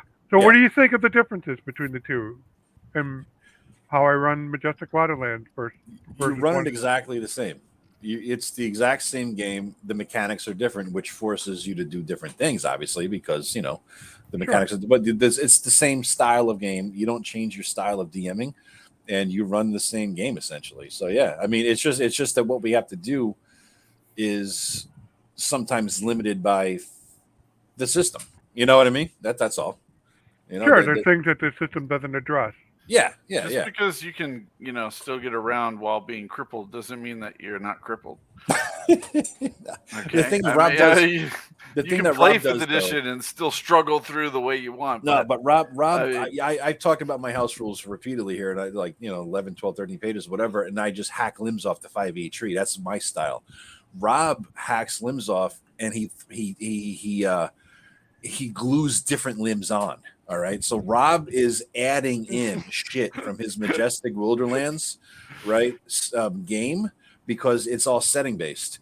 And so he'll take the setting that he's developed over 40 plus years, and he has the cleric of whoever, the paladin of this guy. He's like, well, how do I make this thing fit the 5th edition game? And so where I'm just amputating limbs off a tree, and I got a few branches up by the end of the day to make it more old school. Rob does the same thing and plugs in all kinds of Majestic Wilderlands limbs. And so that's why his feels more like the Majestic Wilderlands game than mine does, like my setting, because my setting is not as developed as his is. You see what I mean? If that makes any sense. Yeah, but I was just curious. I haven't asked that before, so since you're the one of the few players that experienced the difference between the two, I was just curious. But yeah, so yeah, it's just the reason that I realized in the last, and largely thanks to Matt Finch, old school primary. I wouldn't say the way it wasn't that he said what I thought was gospel truth. It was just like a aha in the moment, and it clarified what I've been doing for the last 40 years when going from system to system. I look at systems as components of two different things. There is the core system, like GURPS, you roll 3d6, D&D, you roll a d20, and then there's the stuff, which in D&D is, what classes there are, what monsters there are, what items. And GURPS has a similar division in that if I swing a weapon, I do X, Y, and Z. But what do I swing here? If I'm playing GURPS Ultra Deck, I'm swinging a vibro sword, and if I'm doing something that's more medieval, I'm swinging a broadsword. And I realized that you can change the stuff around and get the campaign to feel the way you want with a completely different system. Yeah. But it still work. I mean, it's not a free lunch by any means. But yeah, it's work. There's definitely work involved. I mean, putting it together and understanding it, especially the first time coming into your 5e game. I hadn't played in any of your games before, so I'm playing the 5e, which I'm kind of used to for a couple of years. And then I'm learning Rob's World, which is a work in progress because it's been going on for 40 years. So it's a whole different animal. And I'm still learning. I asked Rob for give me the 2-minute elevator speech on his City State Invincible Overlord. I got 300 pages of PDF sent to me instead of a 2-minute elevator. I did try to give you the elevator speech, and you asked for more. It's like you guys are twins. In my defense, we are. We got a lot of like in our style of doing things. Guys, I made the elevator speech. He wanted more, so I gave him more. A little bit more. Give me not more. Not a 3 terabyte data dump. On that note, this is not the way. On that note, 2.5 hours, guys. Just oh my God! Yeah, we're hitting. We've hit the hour. I've been off screen twice, or at least twice. Once to get more wine, and once to get my niece's iPad from behind the dresser. I don't fucking understand how it happened. I wasn't gonna. She's just like, and she was good. She was just silently sitting next to me. I'm like, mute. Can I get you anything, hon? She was like, no, just my iPad. Huh? I fell behind the dresser. My arms are too short. Okay. Where's Rach? In the shower. All right. Well, I guess I'm getting an iPad. So, in any case. Who's in the Mandalorian helmet? Brother. Oh, hi. It's Mando. His name is Pedro. My brother likes to appear in a Speedo. Yours is a Mandalorian. I'll be right back. I want to see Man, that. I gotta join this I party. like yours Hold on, better. I'll be right I like back. yours So as Rob gets ready to cosplay, and we didn't have. Did we have any stories? No, we didn't. Nobody got to put an X on their finger card. No alarms today. Wow. I thought one was coming for a minute when he started talking about vampires. Mike had like a LARP story almost. I know. I know. That's curious what Rob's as gonna the Joe. come back as. They were peripheral LARPing stories. Yeah. Folks, there's bonus content if you go into the stream. Oh my God! Nice. There we go. Nice. There's your LARPing moment, folks. Nice. We have it. Where's You Ken? have the LARPing moment. I can't hear you. That's I fantastic. can't hear you. I've got the helmet on. Tis a flesh wound. There is bonus content that was recorded live inadvertently because I'm half a retard sometimes. But it actually is one of the funniest shits that I think I've done. Rachel sings, beautiful voice. She does have a good voice. I was shocked, dude. Yeah. Oh, I was. That was really good. Yeah, and I was.